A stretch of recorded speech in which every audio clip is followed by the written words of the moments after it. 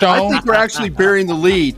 Hey, OC, how did you know that Parsons was going to be able to rush the passer as well as he did? You're the only person I've ever seen to ever say that Micah Parsons could be a put his hand down guy. So I need that question answered. The OC. And boss, show me. Man. Whoo. We got us a black Shotty. We gonna talk about this. This gonna be probably my best show ever. Real talk. Like, we must have got a guard. That's the only thing that would have made him do that. That's it. He know. He know. Cause he been watching Twitter, man.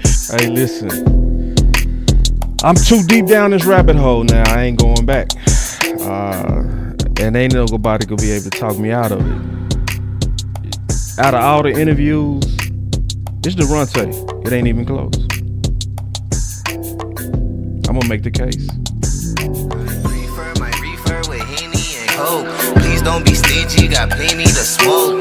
Show up and act up and back to the crib. I do not stun, I just rap what I live. Seem like they doing the most for the clout. Did what I said so they know what I'm about. Show up and act up and back to the crib. I do not stun, I just rap what Let's I go! Boss, show me. Man, like never before. I got so many receipts on this one. This is gonna be case closed. Sure, this one. We fighting for our DC. We fighting for our future. We fighting for Dak. We fighting for that offense. Shotty. Fight for, see, that's how to go out. Don't go out, just sit back. Yeah. Oh, I'm gonna take Matthew Golden. Now, fight for, you want it physical. You said you want it physical. Fight for it. Yep, and we in another fight. If you're a Dallas Cowboy fan and you ain't realized by now you gotta fight for what you want, you ain't been in your seat long enough. You gotta fight. You had to fight for Pickens. You had to fight for wide receiver 2. Some of us had to fight for Booker. Oh my God. Somebody else said It's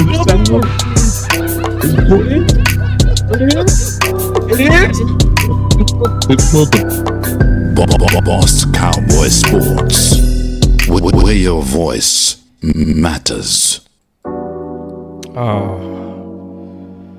Oh man, this is gonna be one of them ones. I promise you, man. Oh my God, I'm so excited to do this show.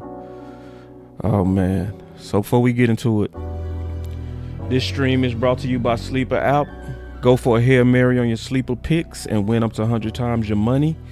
Use promo code BCS and Sleeper will 100% match your first deposit up to $100 instantly. So, you know, I've been a part of this community for a while, so I already kind of know how it go. I know how a lot of this stuff is framed. Whenever you kind of go outside the box or you go outside the norm of what's kind of being preached in the streets, you get labels, right? You get labels like doing contrary content for likes and views. They say you good at it, like you're doing it on purpose, like it's just being controversial. And that's never been me. That's never been a Koye. There's never been certain people that'll go outside the grain, right? This is something that where I know I'm outside the grain, but I love Cowboy Nation enough to bring my receipts. I changed my name from Boss Cowboy to Boss Show Me because really that's what I'm about. I'm about receipts. I'm about evidence.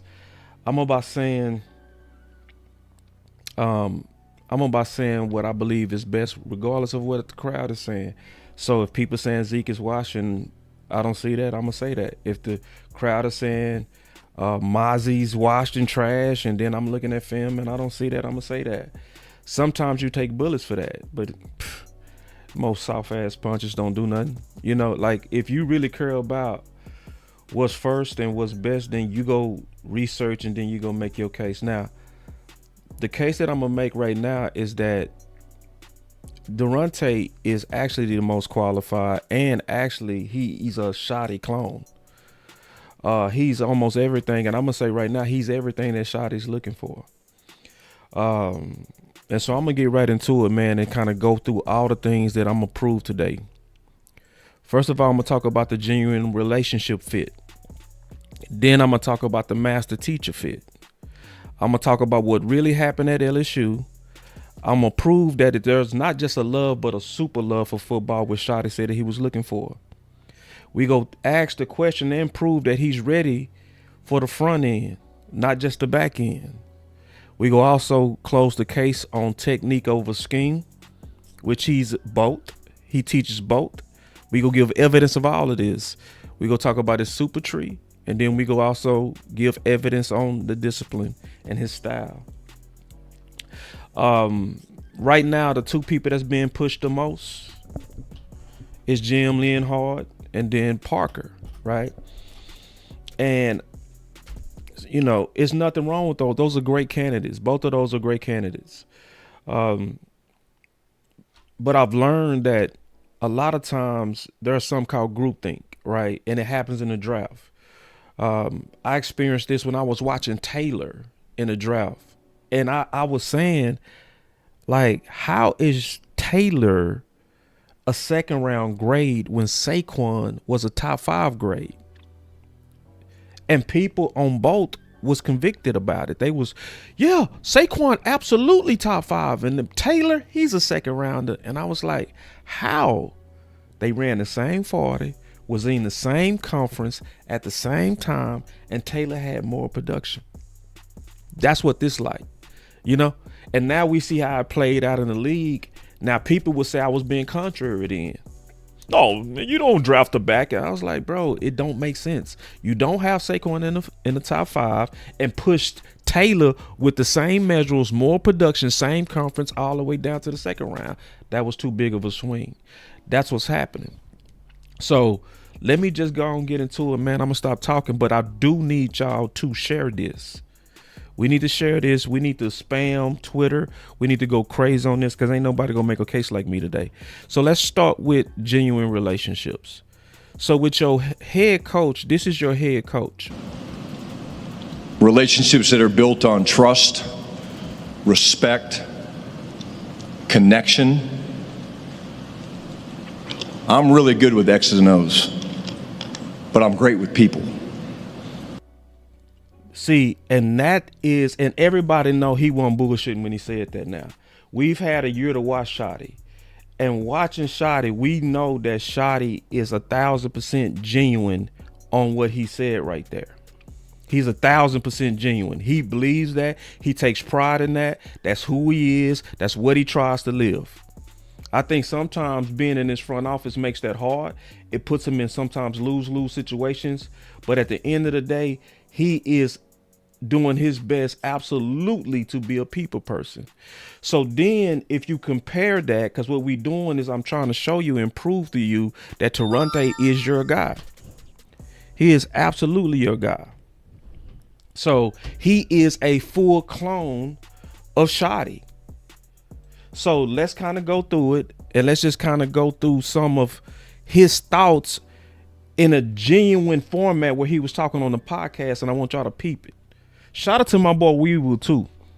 And shout out to the community that has did a good job of really doing research and then working together on this. Here we go. So if you're doing it for the money, I would always encourage people not to. If you're doing it for the fame or popularity or whatever, I would say I would discourage them to do that.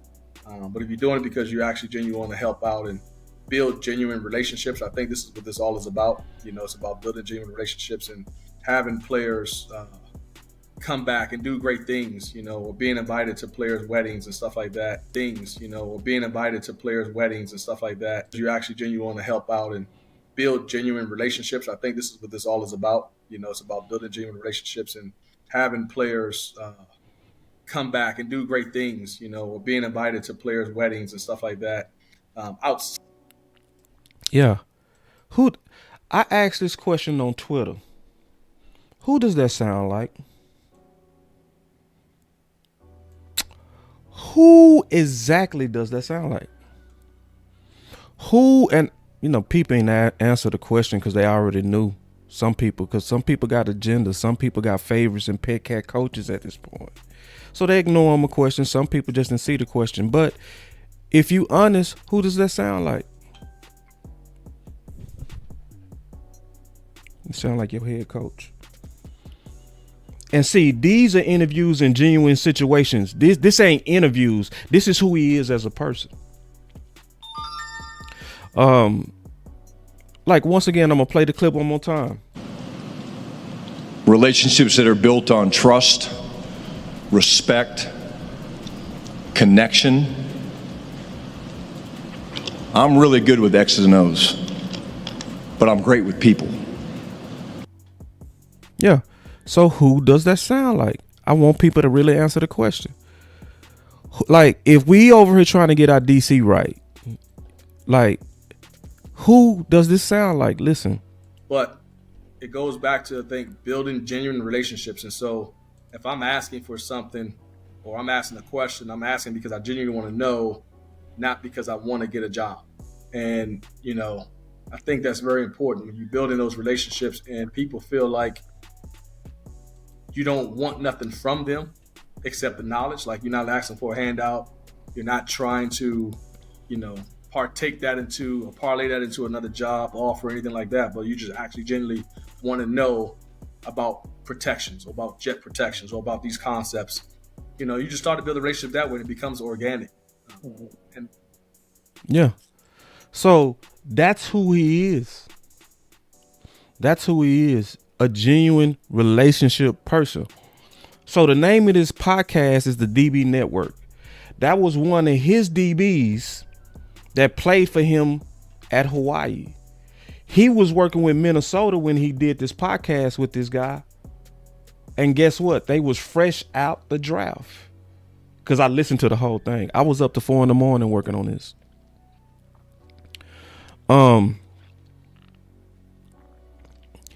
And it shows you the type of person that he is, because it was after the draft. They was getting ready to start the rookie OTAs in Minnesota. And he still gave one of his former players an hour of his time during a very pivotal coaching period. Is that Shotty-ish? Huh? Can you see the resemblance? Can you see the resemblance? Because the resemblance, it's clear. And ain't nobody else go show no clips of that or like that with no other DC we talking to right now. You ain't gonna find none. Not like that. Listen. D would tell you, if we had team meeting, I'm hitting Texas, it would be like 15 text messages every 10 minutes. Because it was like, you know, you're responsible for your players, right? So you want to make sure, you know, if your players, I took it as if one of my players was late, it looked bad on me. You know, now I got to get the coach's mouth. So, you know, we had an 8 o'clock meeting. I'm starting at 7 o'clock in the morning. Listen, y'all. Now, this is him talking about helping his players not be late. So listen, he literally said, if it was 8 o'clock, I was reaching out to them by 7 o'clock, reminding them to be on time, waking them up, doing whatever it took to keep my players from being late. Does that person care? Is that person genuine? 15 minutes. Hey, y'all up? Hey, 45 minutes. Hey, 30 minutes. I'm giving countdowns.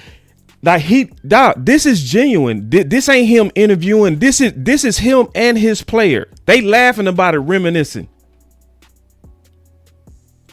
When I get to the league, there's none of that. Right. There's none of that. So listen, I played Division I. I have never in my life, not ever,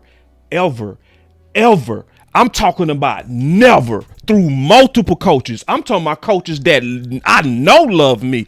I could call Coach Swayze right now, who coaching at Colorado, and I guarantee he'll come on the show. Coach Swayze never gave me a reminder. Never. He never, hey, Marcus, hey, we got a meeting at 8. Don't forget. Then 15 minutes later, hey, Marcus, you up? Then 15 minutes later, hey, respond. I want to make sure you're on your way. I don't want you to be late. Head coach gonna be on your ass. Does this man care? Is this man genuine about relationships? See, the more that I researched, the angrier I got. And I was more so mad at the coverage that he was not getting. So one of the things that really upset me is the fact that Shotty makes his coaches touch every player before every practice because he want to have genuine connection and he want to show that with him and his whole staff. And when you go look, you will see Daronte doing that on his own. And I hear you, my brother say, I think the Cowboys are not going to hire DC until the Broncos losing the playoffs. I'm going to be honest, bro. That's a tremendous ass mistake. Daronte is better than Jim. Daronte is better than Parker. His resume is just better, bro. I'm sorry. And then sometimes you ain't got time. This shit is time sensitive. See, right now, Brian Flores is already interviewing for Pittsburgh. How we doing? He going into his second interview, his live interview. You don't think he gonna want to take Daronte with him while we over here waiting on Jim? Sometimes you don't have time to be out indecisive and waiting and shit. You ain't got time for that. When you know you got your guy, get him. When you know the guy's a fit, get him. Sometimes it's about timing. You can't lose the ideal guy because you're waiting to talk to another guy. I'm sorry. That's why we got to be thorough on this stuff, man. We got to be also. But let me show you this. This is crazy when you look at the fit. Look at the fit. Hold on. Let me show you. This is Daronte at the Senior Bowl on his own. On his own, doing what Shotty teaches all his coaches to do. Greet every one of your players individually. The difference is Shotty never had to tell him to do it. He doing it on his own. He talking now. Go. You can see the other coaches. The other coaches are all right there. Are they doing that? Huh? Or are they just doing what normal coaches do, just chilling? You know, ain't nothing wrong with that. But who's the coach going the extra mile, going down the line, dapping up everybody? Who? Who the one making sure he touch all his guys? Huh? Yeah, I know they talked about the impressed with his interview, but when I show you some of the stuff he talking about on his interview, you gonna be so damn impressed. I'm just getting started. This is just bullet one. Look at this though. Like this is a marriage. This is like a clone. Look, this is a clone. Like, this is why I changed my name to Boss Show Me, because I'm showing you that he connects with all the players naturally. Shotty didn't have to make him. If Shotty say, hey, when you come here, part of our rule is I touch every player before every practice. He gonna say, Coach, I already do that.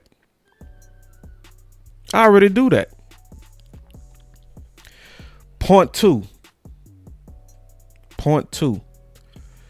And some of these go have an awkward silence because I have so many receipts. I'm gonna have to load this machine. Hold on. So point two of why he the one. Shotty talked about master teacher. No, he didn't say teacher. He said he want teachers.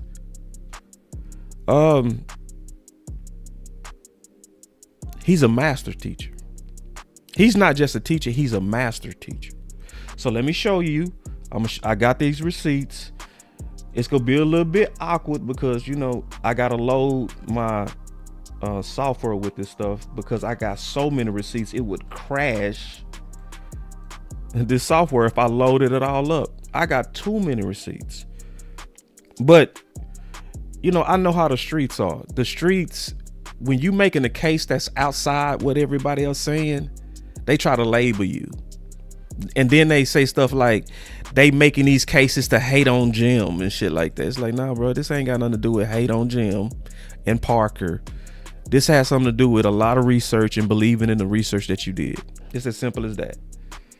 You know, but you have to go out your way. You have to show your work. You got to show the work you did because some people got agendas. Some people got favorites. A lot of people like to label, and I've labeled. I've labeled wrong.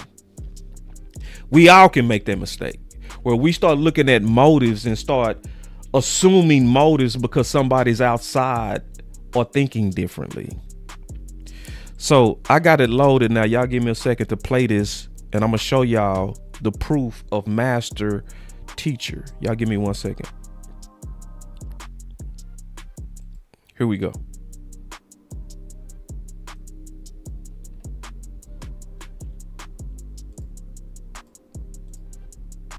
Listen.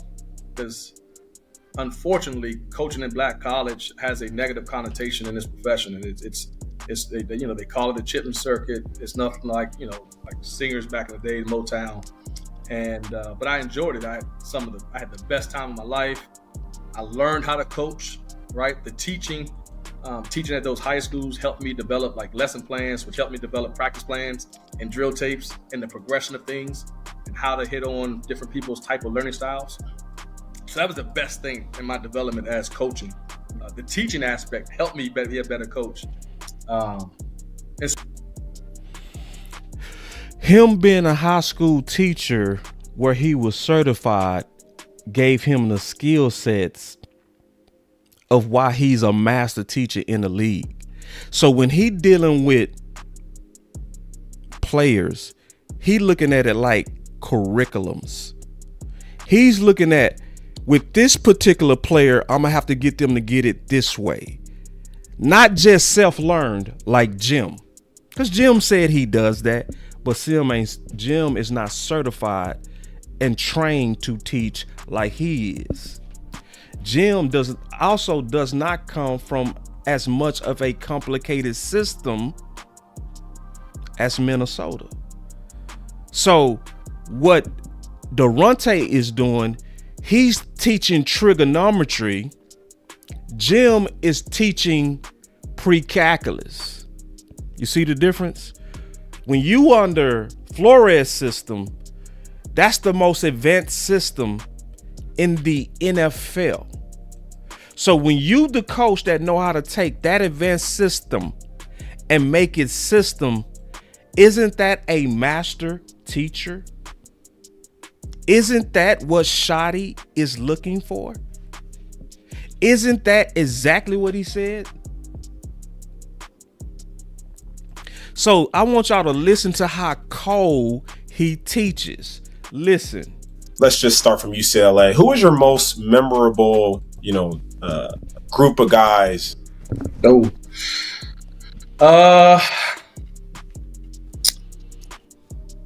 you know what I would honestly say, D? It was the most overall unit, and I'm gonna talk it from not just DBs. I'm gonna talk through the whole defense, and I would say, listen to this. This is amazing.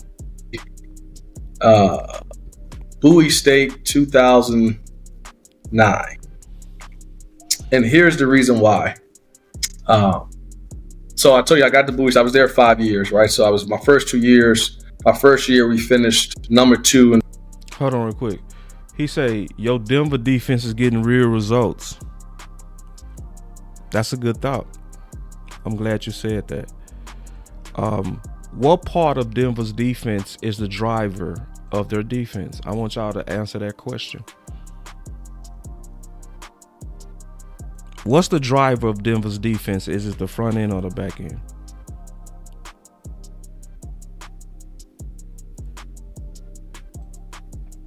I want you to answer the question. What's the driver? What's driving their success? The front end. The front. That's what's driving them. They only got 10 interceptions, y'all. Daronte led the league in interceptions last year.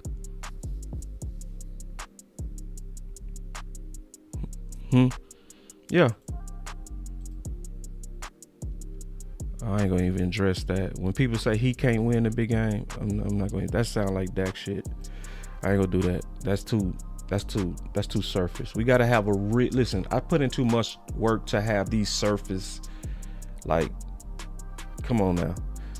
Yeah, the madman hit it. It's the front. It's the front. Let's keep going. Division II football and defense. My next year we finished number 3. All right. Top 3. Number 3. And then my third year. Now, hold on. I got to go back to this because I got the distraction. I got distracted. Listen. 9. And here. Hold on. Listen. 9. And here's the reason why. So I told you I got the boost. I was there 5 years, right? So I was my first 2 years. My first year we finished number 2 in Division II football in defense. My next number 2, this under him. Next year we finished number 3. Number 3, this under him. All right, top 3. Number 3. And then my third year we finished 32nd because I started 9 out of 11 freshmen. See, you got to catch stuff like that. Cause see, this go back to LSU.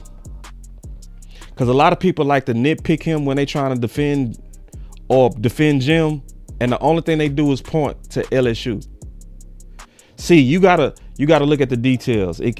And all of us do this. I had to rearrange my list because I wasn't looking at the details close enough. I rearranged it 3 times. Denver also gave up 30 points. Yeah, yesterday. So, let me get back to this. But see, when people point to, see, he was number 3, number 2. Now all of a sudden you're 31. He's a bad DC. Look at the details. He had 9 freshmen. If you had to start 9 freshmen, what would happen to your defense? See, you sometimes got to look at the details of what happened. At LSU, I'm going to show this and prove this. He had 8 starters get injured. 8. Do they bring that up? Do anybody bring that up? Nope. They just say, he didn't do well at DC. Listen, this case is going to be closed today. Listen. Okay. And so we finished 32. Then those 9 freshmen became 9 sophomores. So then when you develop those 9 freshmen into sophomores, what happened to that D after being under a year? Let's see what happened. And we finished 16. It went to 32 to 16. Who was coaching them? He was. Then those 9 sophomores became 9 juniors. So now it's 2 years under you getting acclimated to your defense and your coaching and your teaching and your development. What happened to that defense? Then we finished first in like 5 or 7 different categories. You went from 32nd to first in just 2 years from freshman. That's teaching. No. See, tell me, do we give Eberflus that exclude? No, because they stocked up Eberflus. Eberflus got stocked up. They gave him the free agents. They gave him the trades. We not gonna put Eberflus in the category of Daronte Jones. We not gonna do that. I'm gonna keep going. Right. And so you just watching, and then so by that time, are y'all not understanding what I just showed y'all right there? To where he had to play freshmen, 9 starters coming out of high school, and then he had to start them. You suffer, but you develop them. Now watch how it ends, which shows he's a master teacher. Watch this. By the time they reached that junior year, I saw the DBs play. I saw it. They were coaching themselves, right? But so there wasn't like they were dynamic athletes, right? It was just you watched them as a unit, as a whole defensive unit, and they took charge. So then when I left after that junior year. Now watch this. If you ain't paying attention, if you playing around, if you cooking, if you arguing with your wife after church, stop arguing and listen. Number 1, and I went to UCLA, and then the coordinator who they hired, they wanted to keep the same defense. They taught the defensive coordinator the defense. Did y'all just hear that? So in 3 years, he developed them so well to where When he left, the people he taught the new D coordinator.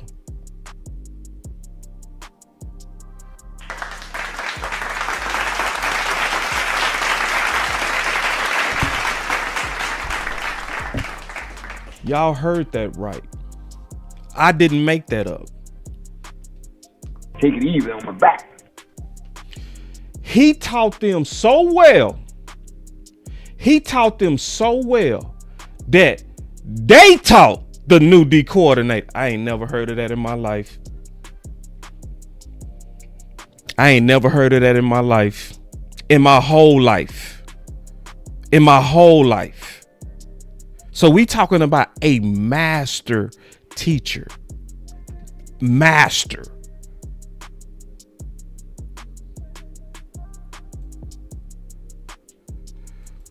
Let me show y'all this real quick. Listen.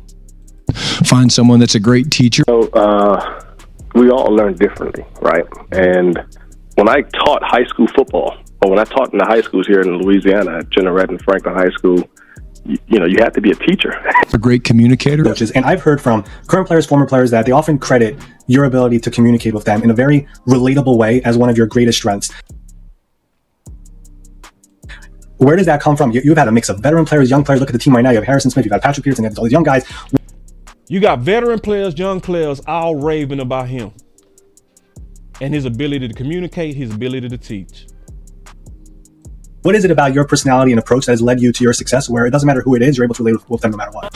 You guys know me. You're around me a lot. I'm full of energy and love what I do. I think someone that's passionate about football. I know it. Let's go, baby. We dictating today. Every day, love it. But the ability to take what is complicated information, what we ask our players to do in all three phases is complicated. We want guys that can say complicated information in a simple manner. And so when you're trying to figure out, or you're trying to install a defense, you want to try to make sure you incorporate every type of learning style. And if I say something to you that you don't understand, I need the ability to say it a different way. And so teaching helped me transition to football and coaching, to whereas some players learn best watching films. Remember I told y'all he's a certified teacher. Certified by the state of Louisiana. So when he teaching your Dallas Cowboys, he coming in there with organized curriculums, not just self-taught on how to teach. He will come into our staff with curriculums. Some players learn best in walkthroughs. Some players have to actually do it several times to get it. The same message, but say it a different way, because how you learn might be different than how Nick learns or how Ed learns. And you have to do that to where it may be a tactile learning style. It may be, some people are visual. But did y'all hear that? I don't even know what the hell tactile is. He out there, some people have a tactile. See, that's because he's educated on how to teach. The lesson plan has to be where the lesson plan. I mean, so people think they think I do this type of content because I'm just trying to be different. It's called researching and going deep. And because it's different than what everybody's saying, don't mean I'm lying. If Cowboys don't get Flores or Daronte, they aren't serious about fixing the defense. No shot at Jim. You better say that. It's sad that you gotta say that. It's no. We all gotta say that shit now. We're not talking about Jim. We're not talking about Parker. We gotta kiss ass just to make a case. It's sad we gotta do that. Just whenever you not thinking like the group, we all gotta say, no, we not taking no shots at Jim. We not taking no shots at Parker. No shot at Jim, but you have guys that are better. That's what I'm saying. And it's nothing wrong. I move Orr down my list. I did move Orr down my list. And I explained that. I'm going to probably have to do a video on that. I move Orr down. I moved Daronte up. I'm treating this like the draft. After I see your 40, when I see your 3-cone, when I see how natural you catch the ball, when I interview you, the more I learn, the more I rearrange my board.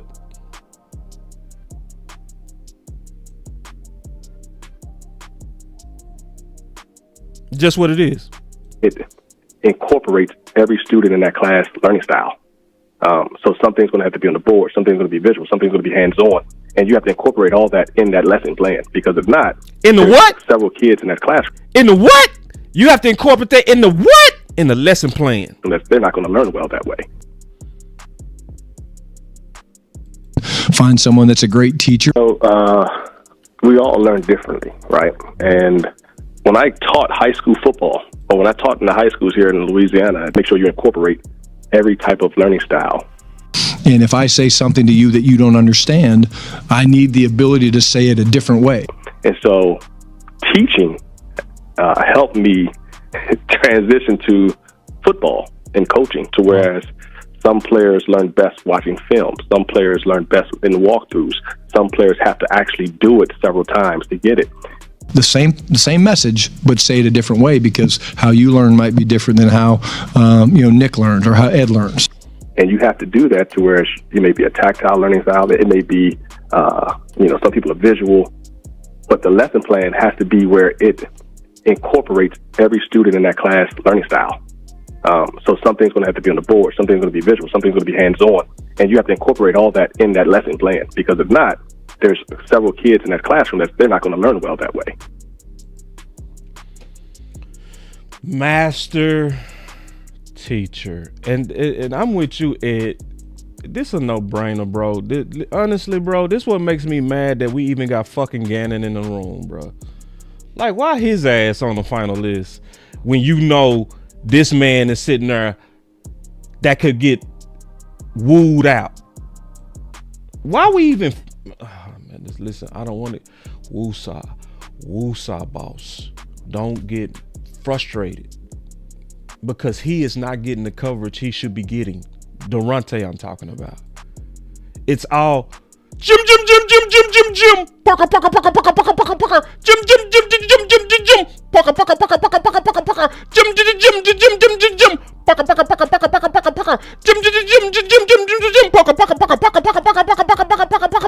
God damn. What about Bullen, man? What about Daronte? What about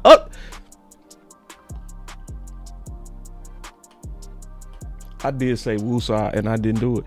He said, I feel our toxic ass team, no fans, don't deserve him. I actually, honest to God, feel the same, bro. I'm going to talk about that at the end. I'm going to go ahead and say it now since you said that. Y'all know I got something called the Book of Boss Ego. And on the Book of Boss, I always say, and I've been saying this for years now, never go to a place to where they bet against you, because they go do everything to be right and they go sabotage you. You always go where they bet on you, because they go do everything in their power to be right, and they go help you. Even though Daronte is the most qualified, I almost don't want him here, because I watched how he is ignored, which is an obvious proof that people are betting against him. You ain't hearing coverage about him from the content creators hardly. You ain't hearing it from the local media hardly. You ain't hearing it like it. It's like, damn, bro, we acting like we only seen him. Who? It's all Parker, Jim, Parker, Jim. God damn. And we got a master teacher sitting up there with the most advanced defense. I even got clips of him teaching. Watch this. Good, man. Good. Nah, anything I can ever do, man, let me know. Yeah, for sure. I actually do have a question, because I get this question all the time. I want you to be able to answer some of these questions. Now, keep in mind, this is former player, and he was just on this podcast. They was wrapping it up. He was like, actually, I do got a question. Watch this. What is the eye progression, or what is the key progression, for your safeties in an RPO world now? What coverage? Cover 4. Ooh. What coverage? I'm finna break this down. Quarterback. So let's say we got 2x2. So 2x2 is 2 receivers on one side, 2 receivers on the other. Just so y'all know. What's quarterback? Yeah. Quarterback. Okay. Yep. So he's saying the eye progression is the quarterback. He said the eye progression is the quarterback based on what he just asked him. Now, watch this. He go elaborate. Watch this. if it's 2x2 and they're quarters, usually you want to hold and read. If you're over the slot, you still can be patient because he should get rerouted anyway by your quarter flat player. And so eyes on the QB, everything is vision on the QB. If the running back is to you, you're probably out of the fit because the nickel's going to be out of the fit. If the running back is away from you, then you're probably going to be more in the fit. And so you can probably be a little bit more aggressive with the trigger if the running back is away from you. But awesome. I tell those safeties, you're not going to make a. Listen how he helping his former player. Now he also giving him this because basically he been getting this question on interviews. People been interviewing his former player to be a coach, and I keep getting this question, coach. What's the answer to the question, coach? What's the eye progression? Now listen. Tackle for loss, so just be patient. You're going to make a 4 or 5 yard tackle anyway, especially if you're already 12 yards back deep. If it gets to you. Gotcha. Master teacher. No, not just a teacher, a master teacher. So this is the part that if I'm not careful, I might tear up on this next part. On this next thing I'm finna show y'all, if I'm not careful, y'all might see water come down my eyes when I show you this next part. Real talk, I'm serious. As I was studying this at 4 a.m, I was sensing tears getting ready to come down my eyes, just from the massive love that this man has for football. Shotty said he wants somebody who loves football. I'm not taking no shot when I say this. Bobby Belt did put out a clip where they showed Jim and you need people that love football, right? It's a dope clip, okay? I want to see if you can find me a candidate that slept in his car because he loves football. That's what I want somebody. I know you can find a clip of Jim and maybe Parker saying, you want guys who love football. And that's cool. Okay. That's dope. But I want to see, can somebody find me a clip of somebody loving coaching so much that they willing to sleep in their car in Chicago? I've never been to Chicago. I've met many people from Chicago. They all talk about how painful winter is. They won a championship that year. It was that night, and I get there, and I was supposed to stay on the guy's couch. Literally, Mark D, I walk in. It was the most filthiest place I've ever seen. And the couch looked like they got it out of the dumpster. So I was like, you know what, I'll just stay. Now, this is February in Chicago. And what is February? Winter. What did you do in winter in cold ass northern Chicago where their cold hurts? What did you do to coach? I had an 88 Honda Prelude, and I was, for the first 2 months on the job, I slept in my car. I had to keep the car running, right? Had to keep the car running so I could have some heat.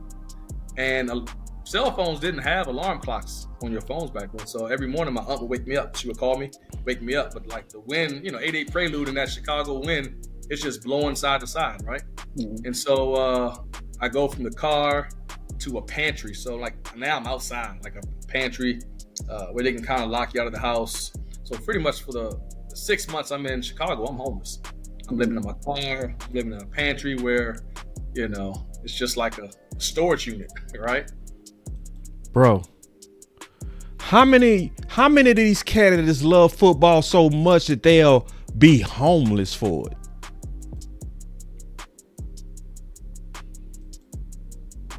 And he is not getting no coverage. Let me ask that question again. I'm gonna turn off the music. How many of these candidates love football so much that they will be homeless for it.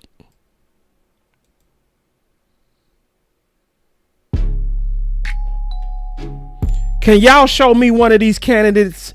Can y'all show me a clip where any one of these candidates was homeless to coach?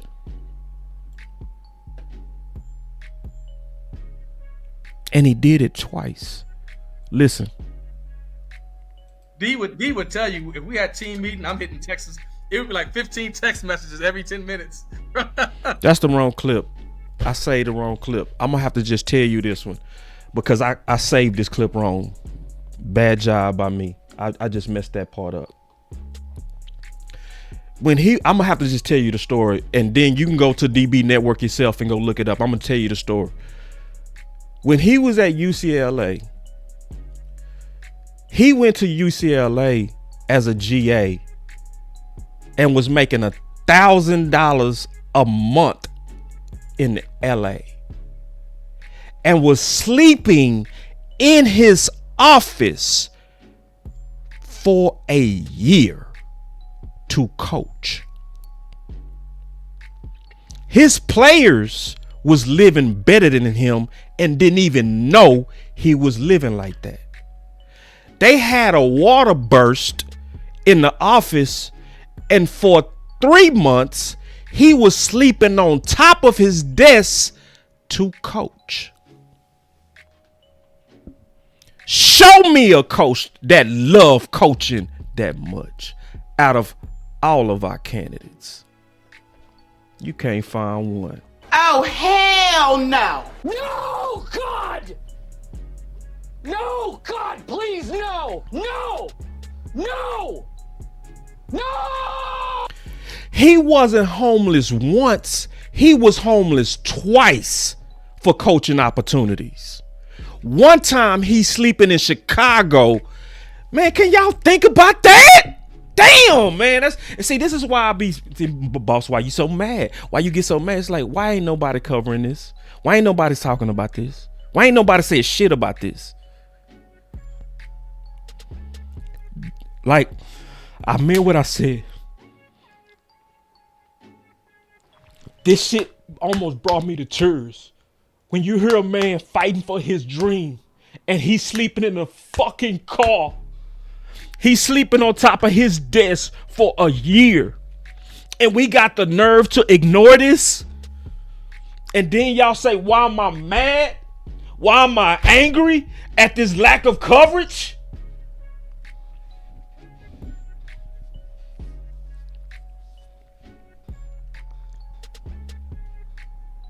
I was just there in the off season.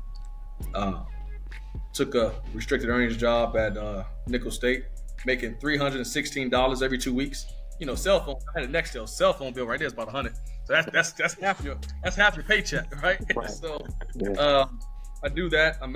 Half your paycheck going to your cell phone. Let's keep going. But I was Mark, I was single for a while, right? And so, you know, I still don't have any kids, so I would always think, you know, no one can outwork me because I don't have a wife to go home to. I didn't have kids to go home to. So while I'm in the office at 11 o'clock, you're probably home with your family, rightfully so. So it was, you know, I'm back in the office. You got to probably drop them off at school or something. And so that was the mindset I had for the longest. It wasn't until Paul Chris, I'm, you know, same thing, same mindset. I'm grinding. Weekends, I'm in the office. And he was like, Daronte, why are you here? That shit pissing me off, bro.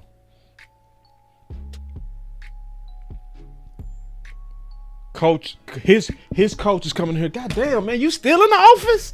Damn, can you young? You 30, you 29. Go in the streets. Coach, nah, I'm working. Like, coach, I'm just working on some stuff, right? I ain't got nothing to do. He's like, you got to get away. Your coaches is telling you, can you get out the office? Goddamn, bro, like you sleeping in this motherfucker. And he literally was sleeping in the office. Literally was sleeping in the office.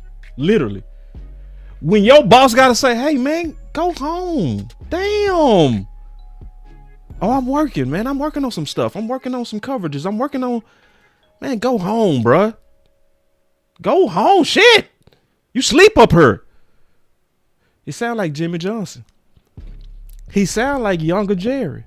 See, if you watch the documentary when Jerry and the business of the Dallas Cowboys was hemorrhaging money and he had to go raise all this money for the Dallas Cowboys to stay afloat, Jerry was sleeping. Him and Jimmy, they were sleeping in the office.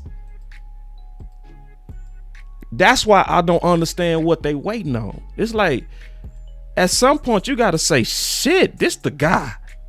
This the one. He said that line about being in the office at 11 p.m., that's the man that wants to be a master at his job, and he already is. He already is a master.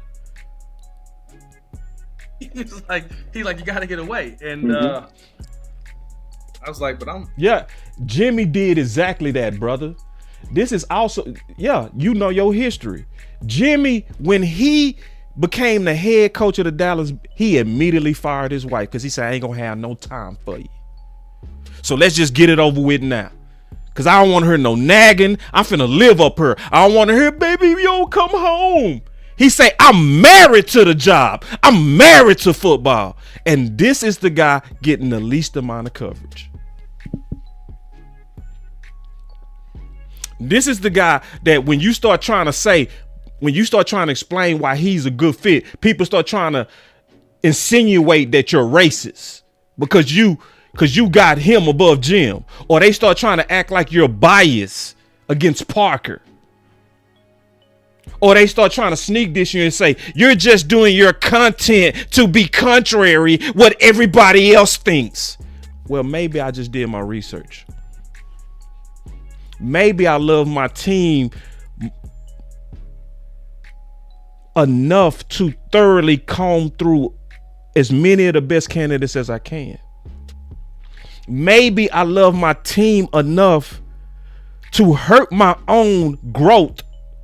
Because the best way to grow is to grow with the crowd.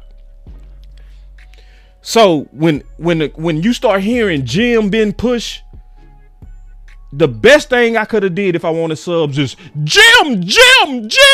And then when Parker started getting pushed, Jim and Parker.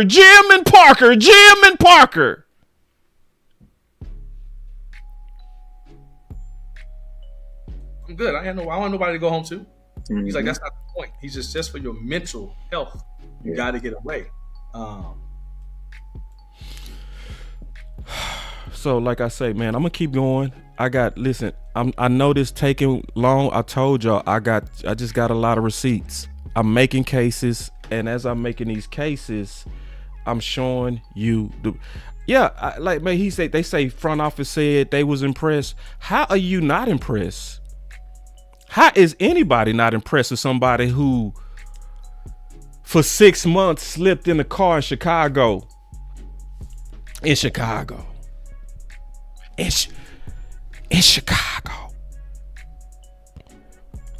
If I was Jerry, I'd have been like, hire him. Because me and Jimmy did that.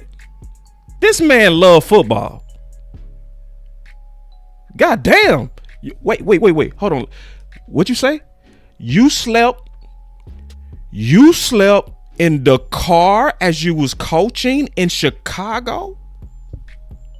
You slept on the desk in UCLA as they was giving you $1,000 a month? And this is him at 29 and 28. You don't think he want to hit the streets? You don't think he want to be out in LA? This is LA. He chose football. Sleeping on his desk instead of getting out and kicking it. But boss, you're being biased. Boss, you just don't like Jim. They're trying to knock down Jim. Bro, this ain't knocking down Jim. This ain't knocking down Parker, bro. This ain't none of that. This is just doing your research. My boss say check your inbox. Henny always coming with the sauce. Let me check my inbox. Listen, this might be a long show, but hey, man, I'm just making a deep case, bro. I stayed up till 4 in the morning, so you at least got to give me an hour, goddammit. If I've been up in the 4 in the morning researching this, you got to... Yeah, ain't that right? Ain't that the right thing to do? If I was up to 4 in the morning, ain't that it? Can y'all at least give me an hour to make my case without tuning me out and assuming that I'm trying to be one-sided? Shout out to my boy Hen. He said, hearing some good reviews on interview from Daronte Jones yesterday. Impressed some people in the building. Efficient communicated. Big deal in this search. Confident in what he preaches. He's been a surprise of the search. Shut the fuck up. I ain't talking to Nick. But this motherfucker ain't no surprise. This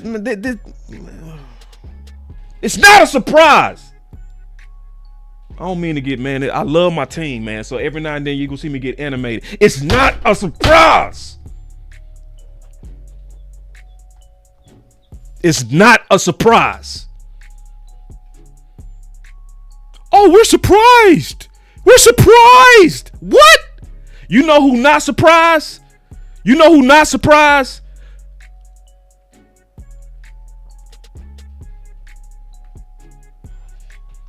We're surprised. What the fuck, man?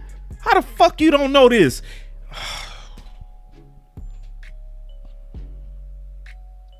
I promise I'm gonna stop cursing. I promise. This year I'm gonna stop cursing. I'm gonna stop cursing. But if y'all can't see the fit, and I'm not even done. I'm about halfway through. If you can't see the resemblance of Shotty in him, then you just want to be a biased ass. I keep cussing. If you can't see the resemblance, this just, I just want to cuss y'all out so bad. I swear, I want to cuss out the people that been accusing us.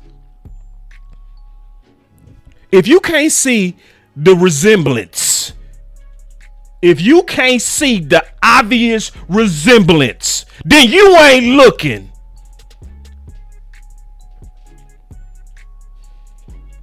And this shit is fucking it's frustrating, man. Then you got people out here sneak dissing you. It's only so many people at these content 3 and the rest trash. Man, shit's... The only reason I ain't gonna go off is because his dad likes me.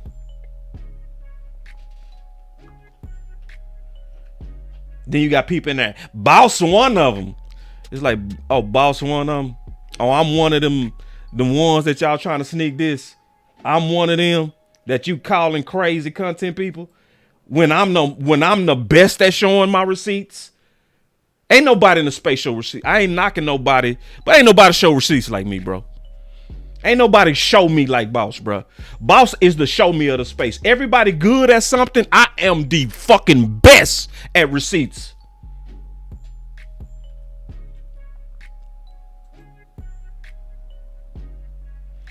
So, let's just answer some more questions. What really happened at LSU? What really happened at LSU? Because, you know, it's a lot of people when they trying to push back, wish they should. Let me say this too. All of us should do this on all the candidates. But the problem is y'all do this on the candidates that's anti your favorites. See, because I had a guy, when I start showing the receipts on Twitter, what kind of defense he go run? You ain't asked that about your favorite gym. You didn't ask that. But now, when I'm showing a good case on Daronte, now it's what defense he's going to run. He's going to be multiple. He's going to be multiple. Let me show you. So I'm going to show you the case on what really happened at LSU, because it's been a lot of people out there throwing salt on his name over the experience at LSU, and they're ignoring all the epic other experiences that he has, and they're nitpicking him over him being the DC. They're nitpicking him at being the DC, right? So let's go to the receipts and see what really happened. Hold on, before I do this, I want to make sure, because I want to make sure I get paid on this. I got to do it this way. Here we go. Like, let's listen to what really happened. Listen. In terms of defense, there was a lot of discussion about the defense LSU played before the bye week and the defense LSU played after the bye week. Can you share any thoughts on that? Yeah, well, you know, we lost 8 starters going into the bye week at that point.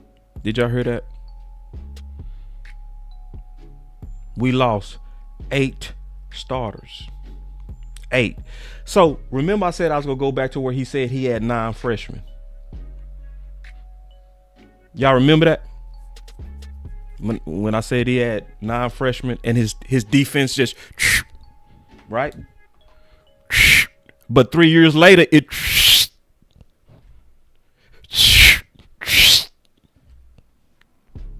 that's what happened at LSU. You lost 8 starters. 8.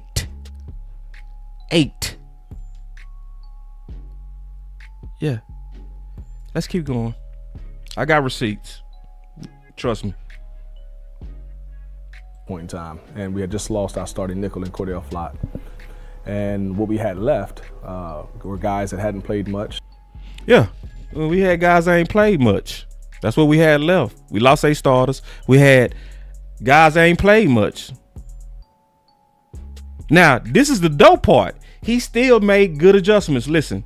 Yeah, it's real simplistic, but it just seemed the overall opinion was, well, they sure are blitzing a lot more now than they did early in the year. And that was, if you're thinking about it in the beginning of the year, you felt great about who we had in terms of the initial starters, right? And you were like, okay, well, you have Ali Gay, Andre Anthony, BJ Ojulari, those guys in terms of rushing the passer.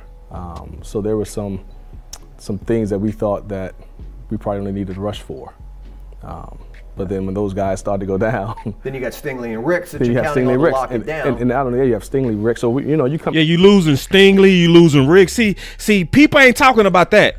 People ain't talking about losing Stingley and Ricks. I ain't talking about that. They just go look at the LSU numbers. Go look at the LSU. What happened, boss? See, boss. See. Jim. Parker. See, he ain't shit. Jim. Parker. Jim. Parker. But into it, you're like, okay, I have those 4 guys. You have Glenn, you have Neil up front. You have J. Roy. Then you on the outside, you have Ricks, you have Stingley, Cordell Flott, Jay Ward just moved to safety. So now you're feeling pretty good about the personnel. And then just guys just learning the system and being comfortable in the system. And then it just, one after one just started going down. Mm-hmm. And so then you have to adjust, because at that point in time, before the bye week, we still had, technically we lost Sting, we had lost Elias, but we still had Cordell. And Cordell had started to play corner, nickel, and safety for us. But then when he went down, that was a major piece to our puzzle, especially to play our nickel package. Yeah, it was staggering the number of guys who went down. Man, David, honestly, I really needed this, brother. If you see the accusations they've been putting on my name for just being honest in my analysis, I've been accused of being racist. I've been accused of being biased. I've been accused of being a hater. I've been talked about like I'm stupid. I've been talking about like I'm clout chasing just because I don't go with what everybody else is saying. And this guy said, I'm a white man, and I want to thank you for keeping it 100. Bro, I needed that. I appreciate you for saying that. I really do. Because it's been the opposite. It been people hitting me up. Boss, I just want to ask you, are you racist? Are you saying what you're saying against Jim because he's white? Boss, are you hating on Parker? Boss, you don't like the fan? What the fan do to you, boss? No, it ain't none of that. I want the coverage of the guys that's the most qualified so that the fans can push what's best. I don't like unequal coverage. I feel like Charlie Bullen is not getting enough coverage. The white guy. I had Charlie Bullen as my number 1 DC all the way up to this morning. I just did too much research to say, damn, I can't just watch all of this stuff I'm with. I got to push the white guy down a little bit. He was number 1 on my draft board.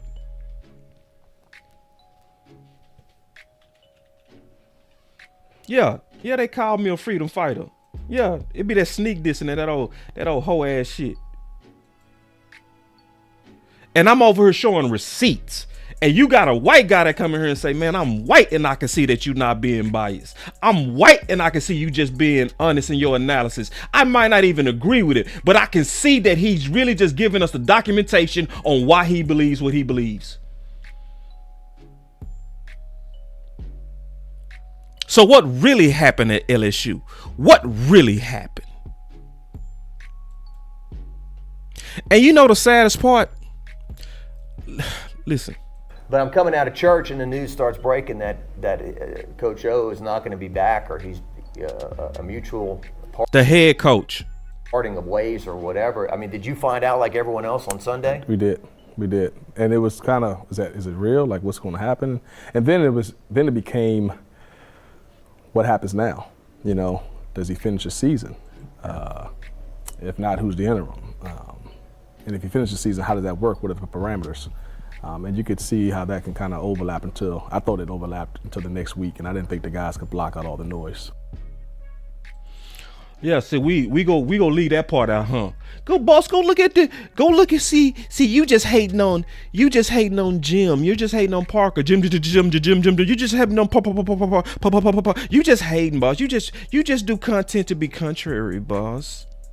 So we go just leave out the fact that it was all this uncertainty because they was announced mid-season that they wasn't bringing in the head coach.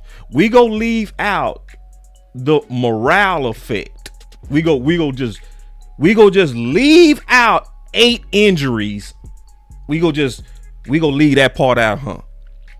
We go leave. And you know what the worst part? The worst part? The educated LSU fans still loved him. Listen. Well, you know how funny we all can be, media fans can be. Early in the year, the opinion may have not been the same opinion late in the year. True. And late in the year, I heard from a lot of fans, well, you know what? I think he deserves a shot. Oh, shit. Oh. Boss, he failed. He failed. It sounded like when the LSU fans looked at the whole body of work and they looked at the injuries and they looked at the adjustments he made mid-season, despite the injuries, despite losing the head coach, they start saying, we need to keep him. We need to keep him. You know, to stick around, to be the defensive coordinator on Brian Kelly's staff. They ain't saying that, are they? All the people that's trying to nitpick him because they got the favorite Jim, or Parker. And I'm not saying they bad. They good. They just not him. They not him. They not. Damn. Ain't nothing wrong with saying that. If you got evidence, and you know what's the worst part? Anybody that disagree with me, they would never come face me. They'll never say, you know what, boss? I will face you, and I will make the case why Parker is better. I will make the case why Jim is better. They won't do that. One guy was like, you're not like these other content creators. I like these other guys better. I said, go to those other guys. Because I told that dude, I said, hey, bro, if you disagree with me, come on. We'll talk about it. We'll go back and forth, hash it out. I like the other content creators better. I say, okay, do this then. Go to any one of them other content creators that you're on their nuts. When you disagree, ask them to get on their platform and see if they let you. They gonna say, get your ass out of here and start your own YouTube channel if you don't agree with me. That's what they go do. Versus I say, if you disagree with me, come on, we'll hash it out. Maybe you got some points. Maybe, yeah.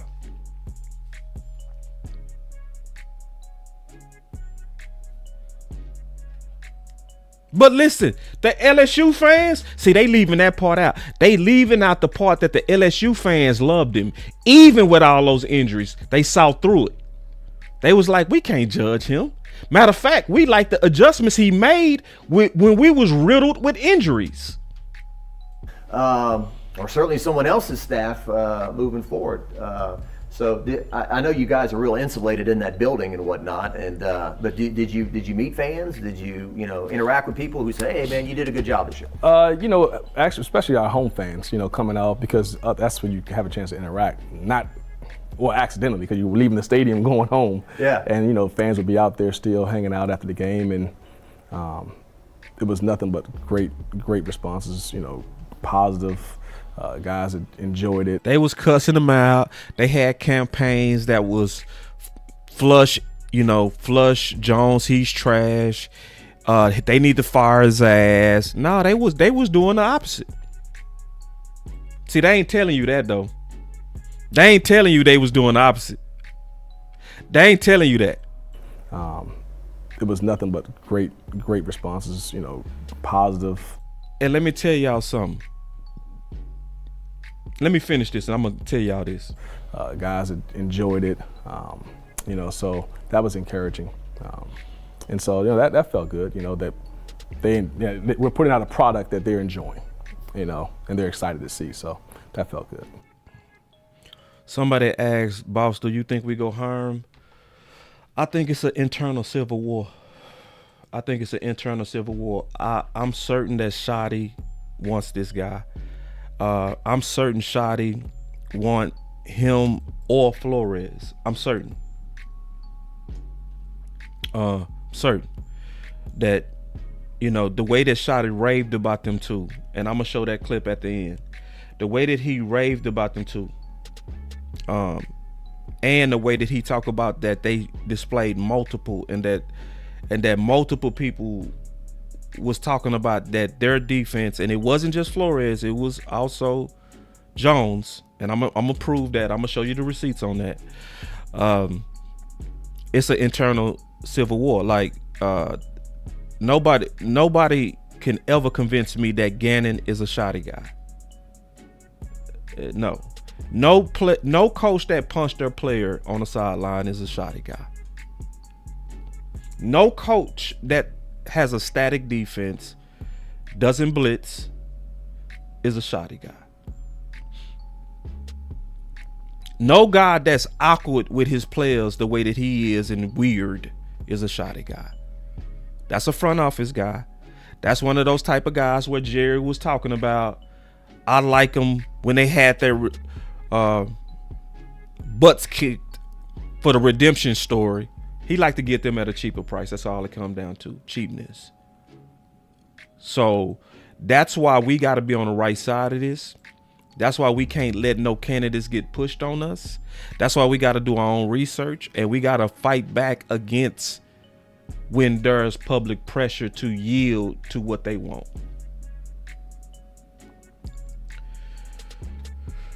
Somebody said, what do you think the deadline is for the expected hire? They don't look like they rushing, and that's the problem. They should be ready to get this out the way. I think they are down to their final candidates, though. I do think they are down to their final candidates. So yeah, I go back to my boy. Say go back to my content, and I'm almost finished, y'all. One of the most important questions, though, and it was nothing wrong with anybody that was asking the question, because people asked the question, what about LSU? Did I answer y'all question? Did I answer your question? Did I show you enough receipts to show that you shouldn't use LSU as a blimp against him?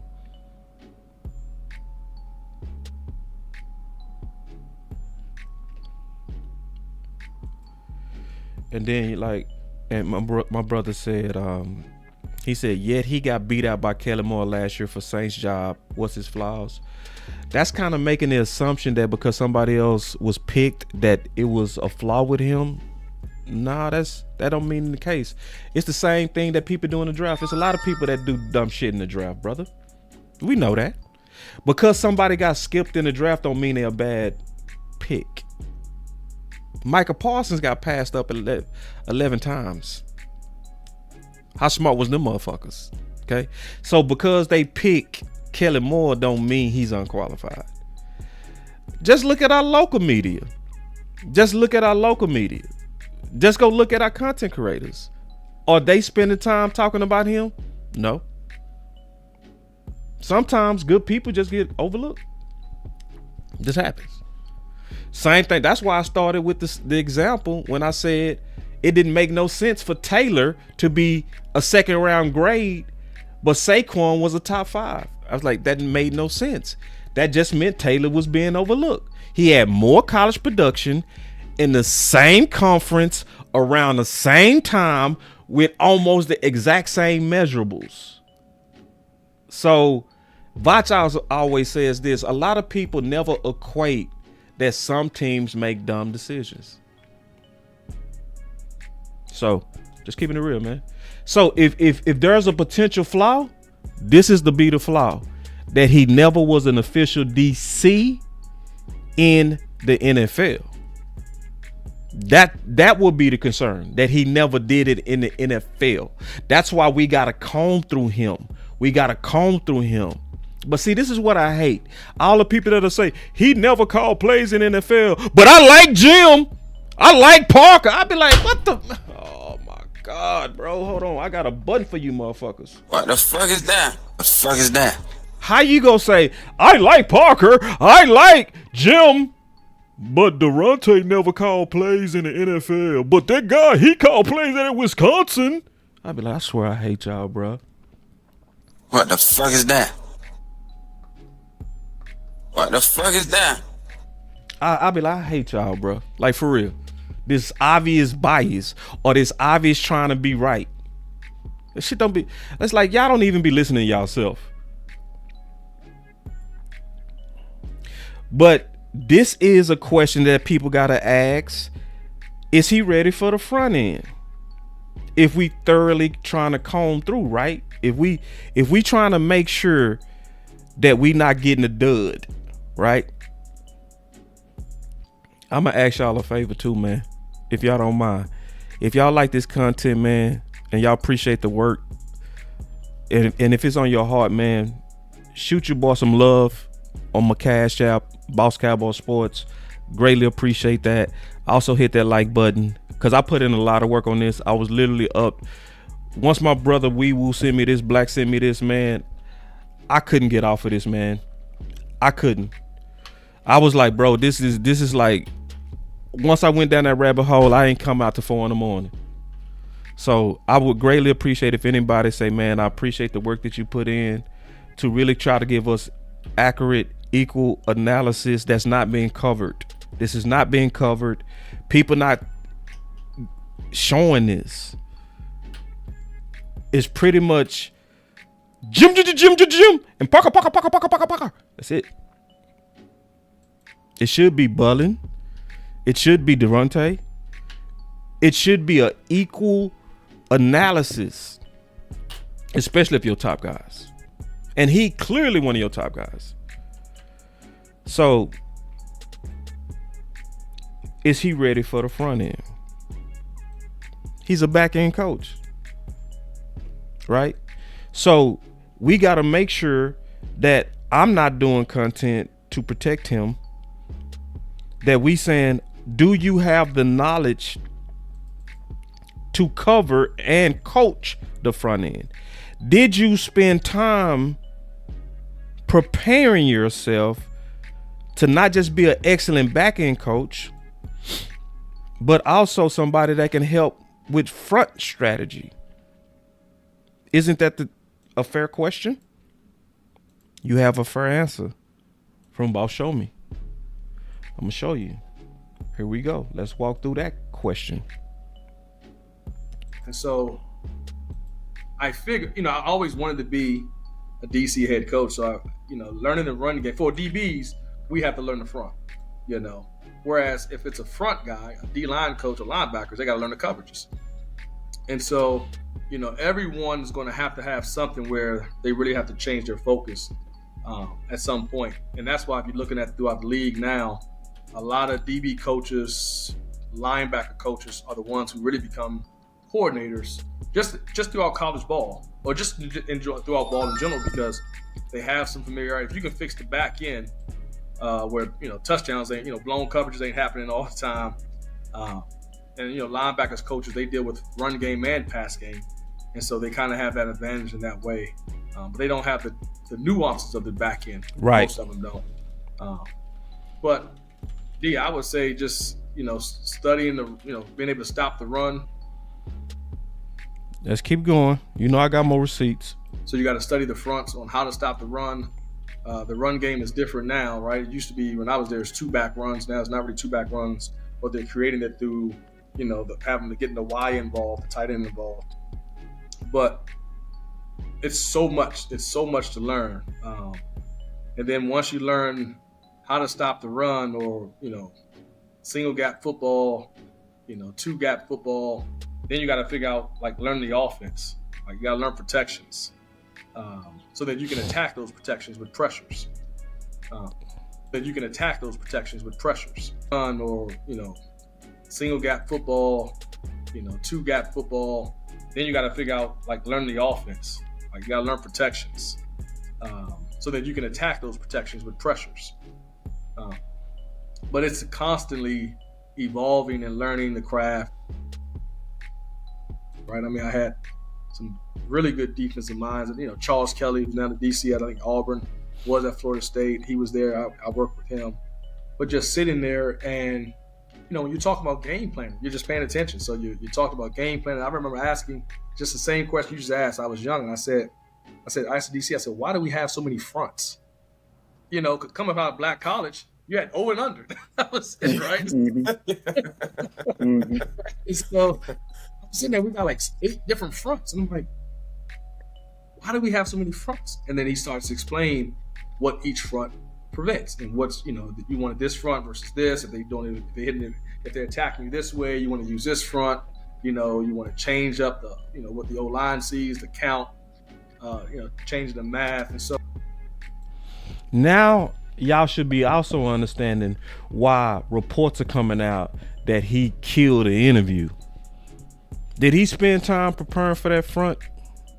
And then when you listen to Shotty, you will understand why Shotty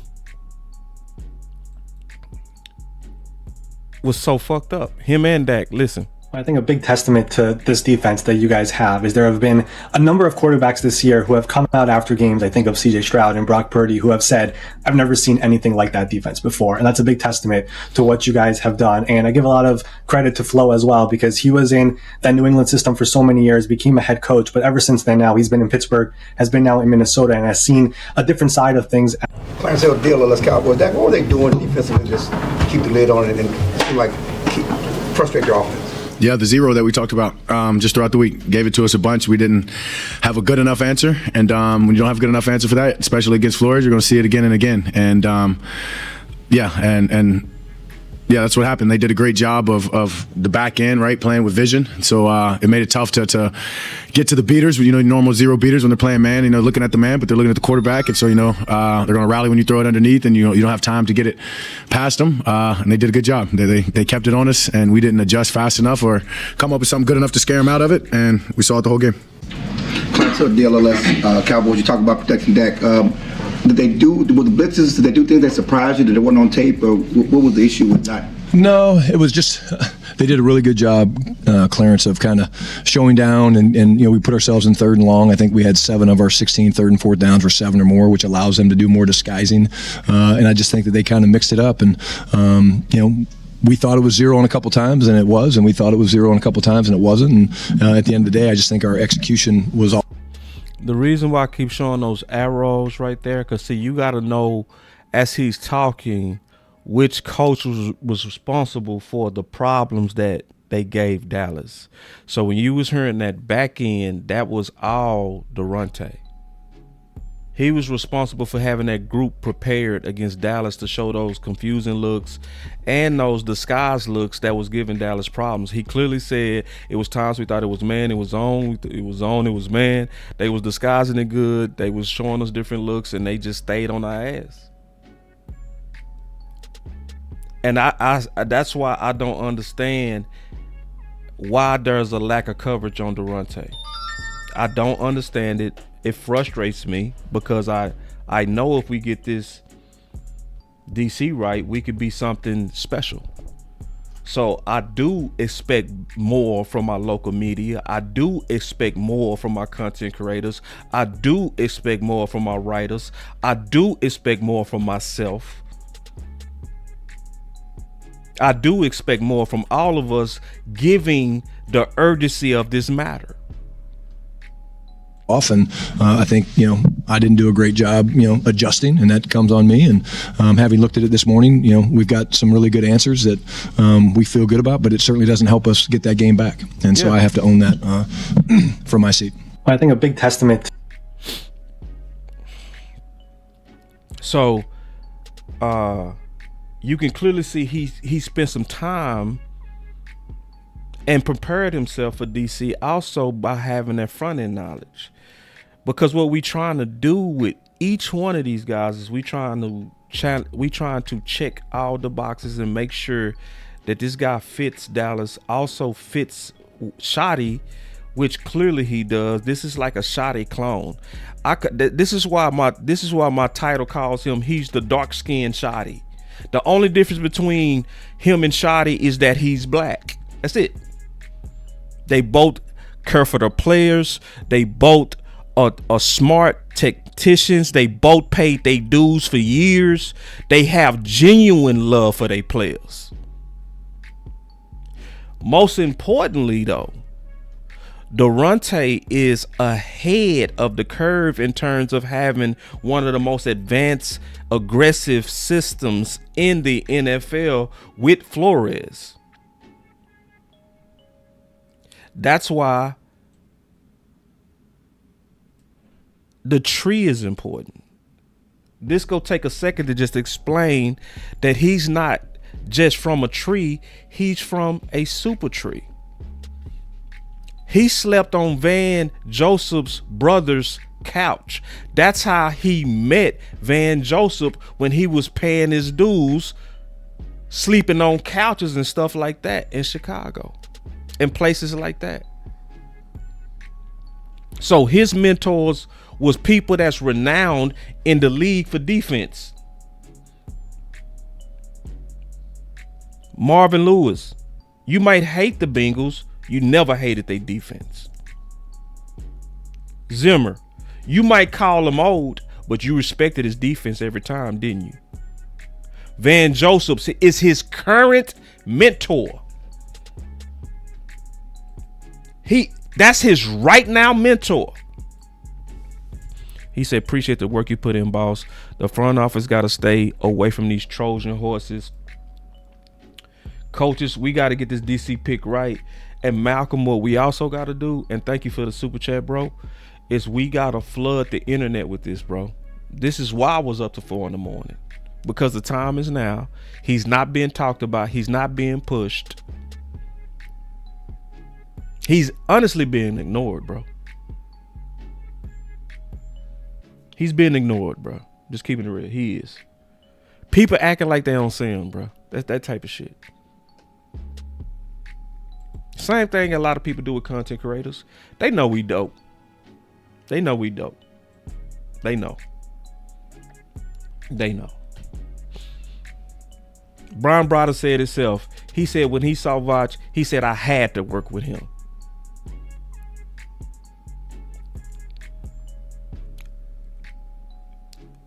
It took, listen, I'm happy for Vach. It took too long. He should have been had a job. Why the hell Sky had to go all the way back home? It make no sense. Sky and Vach similar to Daronte. Big similar to Daronte. When you go look at their real stories. Tuck similar to Daronte. I got a call from Tuck coming out the Super Bowl, having one of the most dope experiences in the world. And you know what he did? He called me early in the morning crying. Because the sacrifices he was making to bring us content made him miss his son's prom. And he was in tears. Almost uncontrollable. We talking about Tuck. Sky was in tears when he got the opportunity with A to Z Sports. Because yeah, it looked beautiful on the surface when you see a beautiful platform, you see all these good connections he's making. But people got to know he had to leave his sons. And anybody that knows Sky know that's his heart. If you know Sky. And he had to leave his sons to come to Dallas. Ain't that like Daronte? See, people don't know about the story of Vach when he was driving trucks, trying to stay up and having to put ice in his back so he don't wreck out a diesel, but he was yet still doing content for the Dallas Cowboys. Don't that sound like Daronte in terms of sleeping and making sacrifices for what they believe in? What's taking y'all so long to get these boys jobs? See, I know the backstory on a lot of these boys. Yeah. And see, Sky ain't looking for no sympathy, so that's why he never said it publicly. But yeah, privately, he told me, boss, I was in tears, bro. He said, I was happy as hell when A to Z offered me that job, and immediately sadness hit me because I know I had to leave my sons. He said, bro, I really want y'all to understand what content creators go through for this shit, bro. I really want y'all to understand what we go through for this, bro. And see, people don't understand why I went so hard against Bobby Belt when I thought he was talking at us and said the wannabes. People like, damn, you went hard. It's like, nah. When I look at the sacrifices these dudes make, you ain't finna call us no wannabes. But he wasn't talking about us, so I apologize to Bobby Belt for cussing him out. And I was wrong for that. Because I honestly shouldn't have made that assumption. I should have made sure he was talking to us. But the fact that I thought he was talking to us, I went off on him. You know what I'm saying? You know? So, but yeah, it's these sacrifices that people make. And sometimes you make all these sacrifices and people still ignore you. People still treat you like you ain't significant. People still treat you like you ain't really putting in work out of passion. I always say the content creators are greater because I know we do it out of passion, bro. I know that. That's a fact. We do this out of passion and love, bro. This is love, bro. Man, that boy Henny hit me late last night and was like, let's do a show. I was like, man, I'm with my sons. I ain't seen them in a minute. What you want to talk about? Swear to God. He changed his mind. But think about that. You know what I'm saying? Man, appreciate the super chat, bro. My bro came through. He said, I'm gonna get, I still got some more. I know this is a long show, but I told y'all, man, I'm making the case, bro. This is like court. He said, definitely appreciate your work, objective views, and passion for the game, a real voice. At what's your point? Yeah, appreciate that, bro. But you know, yeah, you know, Vach over here selling pieces, shit like that, doing content, microphone, headset, got this wire that's always broke because he didn't have money to upgrade it. Boy, y'all better go look at what these boys went through to get where they at. Shit, real talk. He say, don't forget Leon Vitale, Dumb Capers, Vic Fangio. Yeah, he talking about the tree. He talking about the tree of Daronte. This is why I say it's not close, y'all. And people will say, you just don't like Jim. I think you said that because, Marcus, are you racist? Boss, are you racist? Boss, you just trying to have some contrary content for clicks. It's like, nah, bro, his tree is way better. Way better. Leon Vitale, Dumb Capers, Vic Fangio. People don't know Vic Fangio on this tree. People don't know Zim on this tree. And then as the final tree, he will be the first fruits. He will be the first fruit off the most dangerous current tree.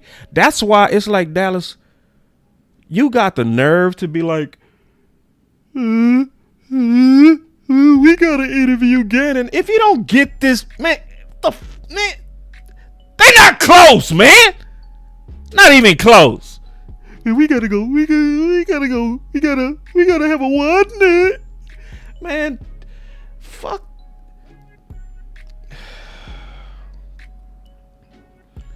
It makes me mad that this dude even in the final candidates. It's like, but you holding up, man. You holding up shit. Make the hire. Hell y'all doing, man? Got this dope ass dude who's sleeping in the office, sleeping in cars, and then y'all over here, we got a wide net. Man, shut your.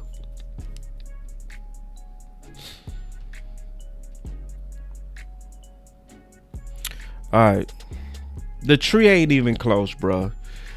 Like, it's not close with any of the candidates. There's no candidate that got a doper tree than Daronte. Somebody say, "Hey, boss, are you racist?" Right, bro. I'll be like, "Are you serious? Are you serious?" The worst part is people ask you stuff like that, like you not showing receipts on your case, like you just talking and you just blabbering, like you not showing clip after clip, evidence after evidence, like you not like really showing that you really dug into this. But boss, I think you just don't like Jim. I think you hating Parker because it's for clicks. It's cause, you know, contrary content, it grows. Look at Okoye.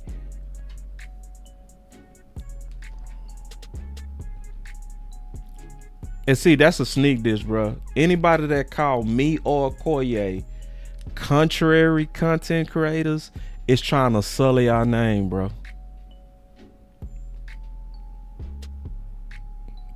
And people do say that.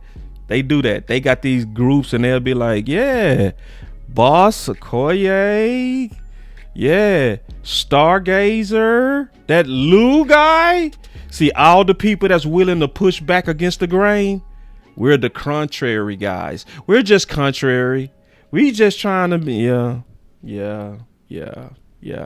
Actually, we be the ones who love our team. That's really what it is. When you willing to hurt your own growth for your team, yeah. I got a few more bullets and we out of here.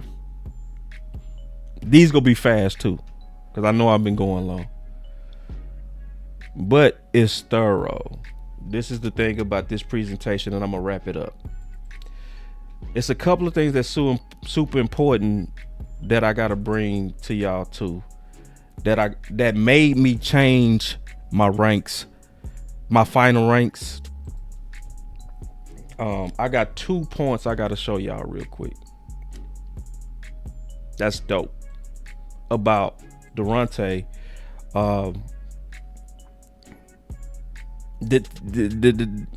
Put it like this. I had some concerns about Daronte. After doing more research, it's like I have no concerns.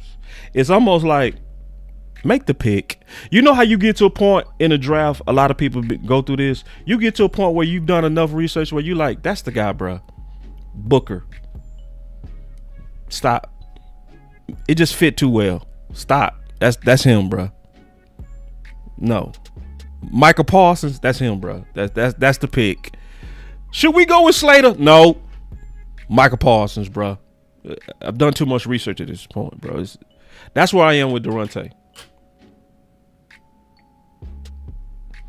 Thank you, bro. My boy said it best, bro.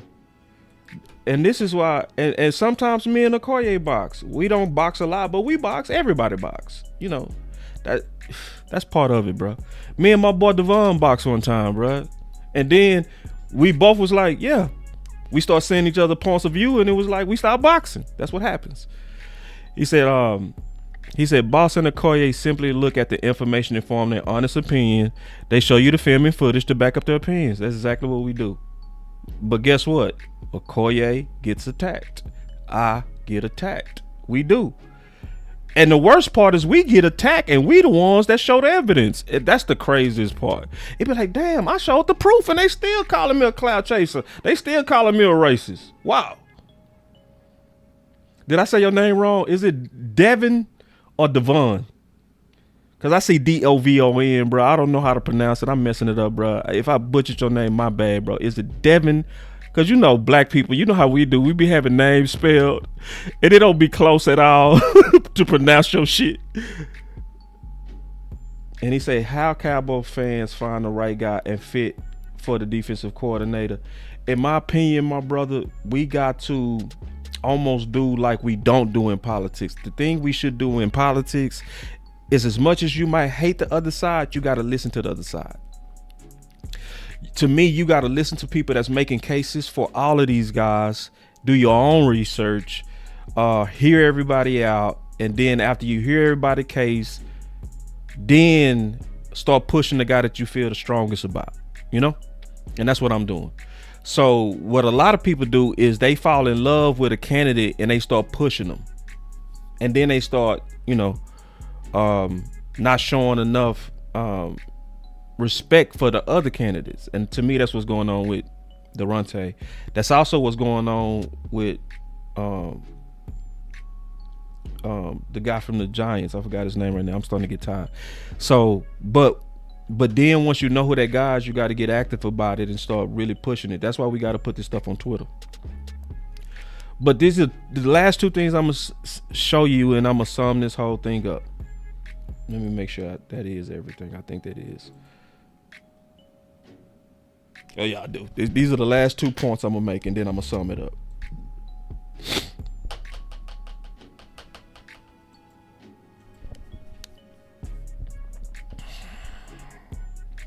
First of all, one of the main things that I love about Daronte is I was studying him, where now I know and I can say based on my research and certainty that he is the one. That he is the most ideal fit. Okay. The Black Shotty. That I'm certain he is a clone of Shotty. I'm certain he is a clone of Shotty. One of the things I love is that when they was talking, I want you to listen to what they were saying when it came down to discipline. Listen. I guess not one last story, but this crazy Hawaii story, Mark. So wait. Boy, you hit this on the head. Hold on, my brother say, boss, people don't like evidence when you show evidence of that girl cheating. Oh, man, that's so true.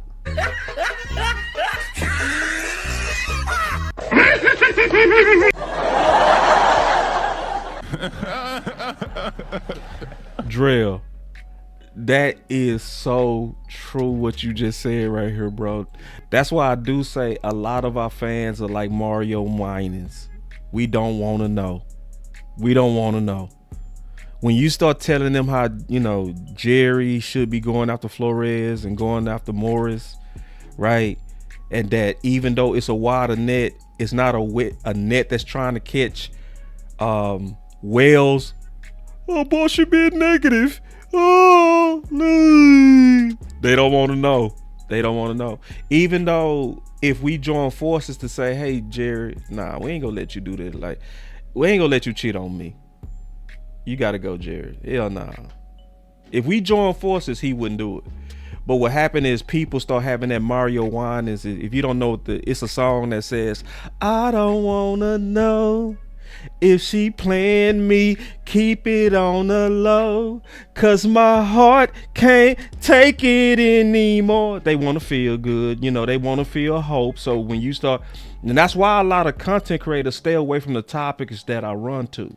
That's why a lot of people right now go talk about the draft and the draft and the draft and the draft. They never go talk about like Jerry and how he does things to hurt Brian and other coaches, because, you know, their fans don't want to hear that. A lot of fans don't want to hear that. They don't want to hear the truth. They don't want to mobilize. They don't want to come together to fight back. They want to, if I don't want to know if Jerry playing me, keep it on the low, cause my heart can't take it anymore. It's been 30 years, boss, don't tell the truth. Because even though we could come together and then fight back, I'd rather just put my head in the sand cause I don't wanna know. Yeah. Yep. And that's why it's only a select few that kind of rock over here. See, the people that rock over here are real men, real women. I call them executives, like boss types. The type that'll say, shit, man, we need to fix this. It's too many simps in Cowboy Nation. It's simping. It's simp. It's simps. You're a simp. She cheating on you. She done brought you an STD. She come home, she smell like cologne. But as long as you don't know, you feel okay. Now, we got men over here. We got real women over here. We got people that's not cool. We getting cheated on. Let's go push back. Those are the type of people that like this channel. So, but let me get back to this. We're up at 4 a.m. on a weekly basis. Listen, he had them balls out there at 4 a.m. on a weekly basis. Listen. I want y'all to know what kind of man you dealing with if you had Daronte. Listen. It's like it's like that's just part of our life. It's like we would have spotters because he would play mind games with us. He would tell us we had punishment, but wouldn't tell us the time. So like we're waiting up. It's like 9 p.m. Like, did you get a text? Like, nah, man. He kept the whole group on guard. Okay, so let me explain what he was doing. Daronte has a rule that if one of y'all mess up, everybody pays.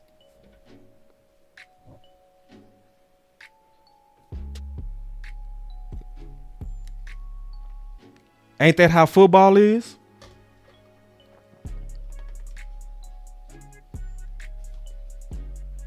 He had them boys up at 4 a.m. Cause see, a lot of us played.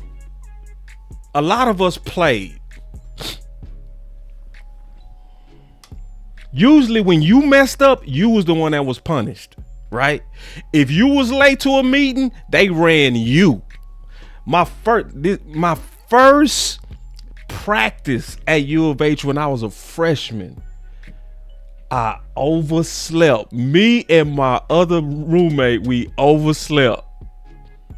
My first day at the University of Houston, we overslept for 2 days. Woke up like, damn, we late. Right? So we go up and practice. We feeling like trash because we knew this our first impression and we late. They ran the hell out of us.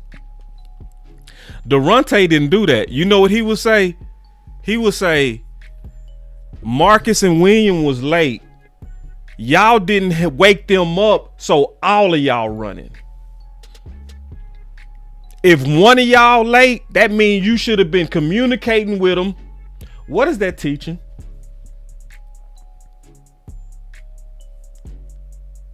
Y'all heard him say on a weekly basis we was up there with him at 4 a.m.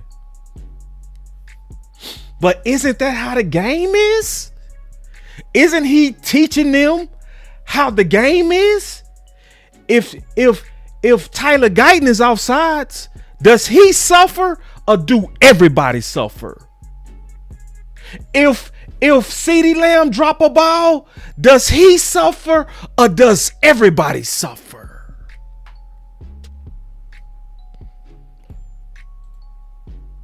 Man, I'm sorry, y'all. The more research I done, the more I got mad because it's like it's too obvious, bro.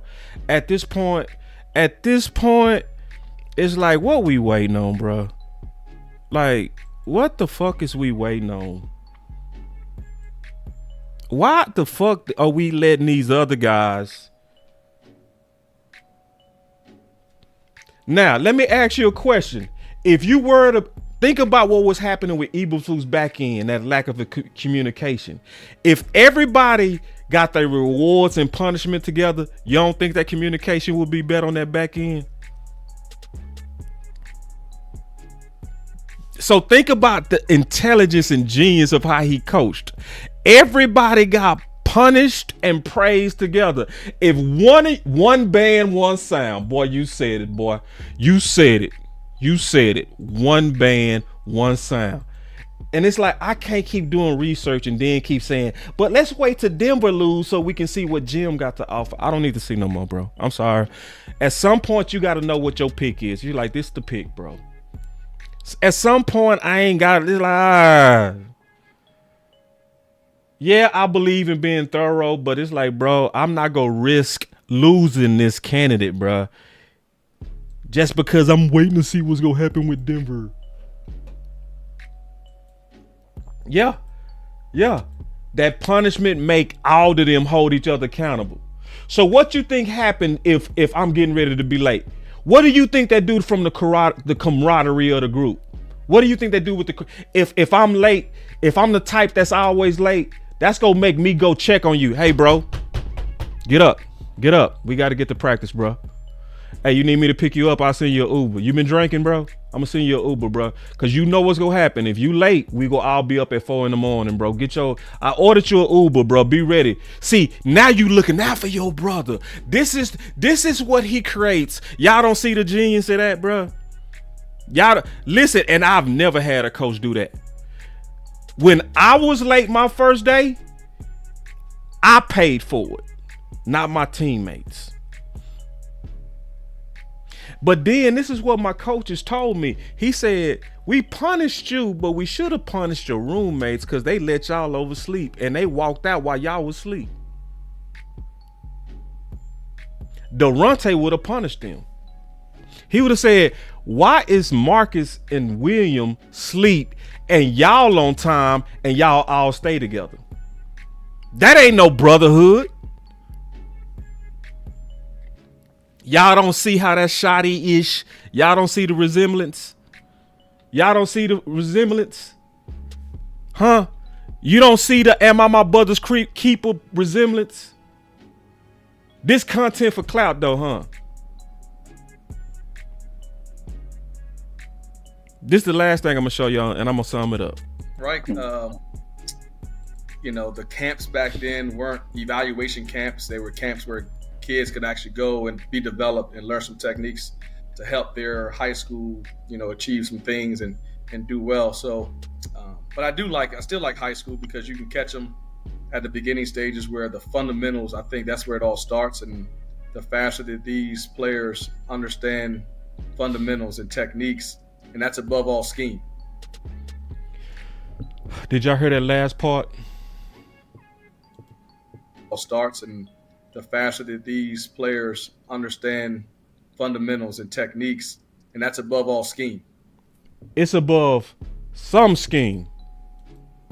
All starts, and the faster that these players understand fundamentals and techniques, and that's above all scheme. Where have y'all heard that before? Who told y'all that? Somebody named Boss Show Me said all these people putting way too much stock in schemers. Who told y'all that? The worst part is I say that from experience and people still treat me like I'm talking. I can show people, I can say that was my coach. He changed my game with techniques. I had a guy that was genius on scheme, but we couldn't play better because he couldn't teach us how to play better. So then you'll have people that'll say, and they just doing their best, I ain't taking no digs. Al Harris is just a technical coach. He's not a tactician. Which one is more important? Which one did he say? He said above all scheme. All starts, and the faster that these players understand fundamentals and techniques, and that's above all scheme. Above all scheme. So was I lying? Was I lying? I was telling y'all the truth. This is why it was unacceptable to say, oh, Harris is unqualified because, he just can teach you how to catch interceptions. He can just teach you how to cover. What we really need is somebody who can run some match zone, some cover 2 match and that jet blitz and scheme. Didn't I tell you? Tricking their ass, bro. And then we be falling for it. That's why everybody jacking off on Jim. Look at the scheme he ran at Wisconsin. Scheme. Jacking off.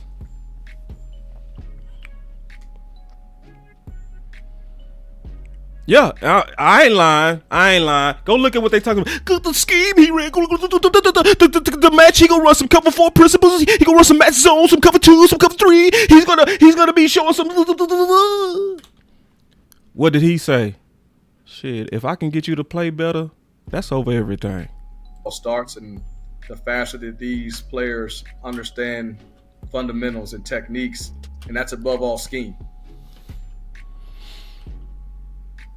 And then that's why I moved Parker up. That's why it's a shame that we never interview Al Harris. It's a shame that Al Harris not getting looked at. Because what real coaches saying is scheme, that's important, but the most important thing is me being able to teach the guys to play better. And this is the way that I said it, and everybody should get it when I explain it this way. If you had a choice on Madden for it to give you the ideal play versus your opponent, or Madden to automatically boost the rating of all your players, which one would you choose? Everybody that played Madden would say, take the player that's an 80 to a 99. Because now, whether it's cover 2, cover 3, whatever it is, they gonna make more plays. And that's what you also have with Parker. You also have yeah, because it be killing me, John. It be killing me, man. Yeah, it be killing me because like they be taking some real like messed up shots at qualified dudes. It'd be like, stay away from Al Harris. It'd be like, bro, Al Harris will turn this whole thing around and won't even need scheme. If you look at Texans, bro, Texans ain't scheming nobody, bro. They is not scheming nobody. They are just better at playing. They're not scheming, bro. They have a low blitz rate, a low disguise rate. They just line up and beat your ass. That's what they do. They showed their corners arguing who was going to get the next pick. Did Dallas even interview their coach? No, because he's just a technical teacher. Even though the Texans lead the league the last 3 years. Did we even take a look at their coach? Nope. I'm glad we're looking at Parker, though. But Parker don't get the ball like them either. Parker don't get the ball like Al Harris. Parker don't get the ball like the Daronte squad. Jim don't get the ball. Somebody will say, boss, did you see that game? Yeah, I saw the game. Did you see the season? Did you see that back end with Jim only got 10 interceptions? But, okay, hey, look at Wisconsin's scheme. The cover 3, the match. His defense was right. How do you teach, bro? So let me sum this up.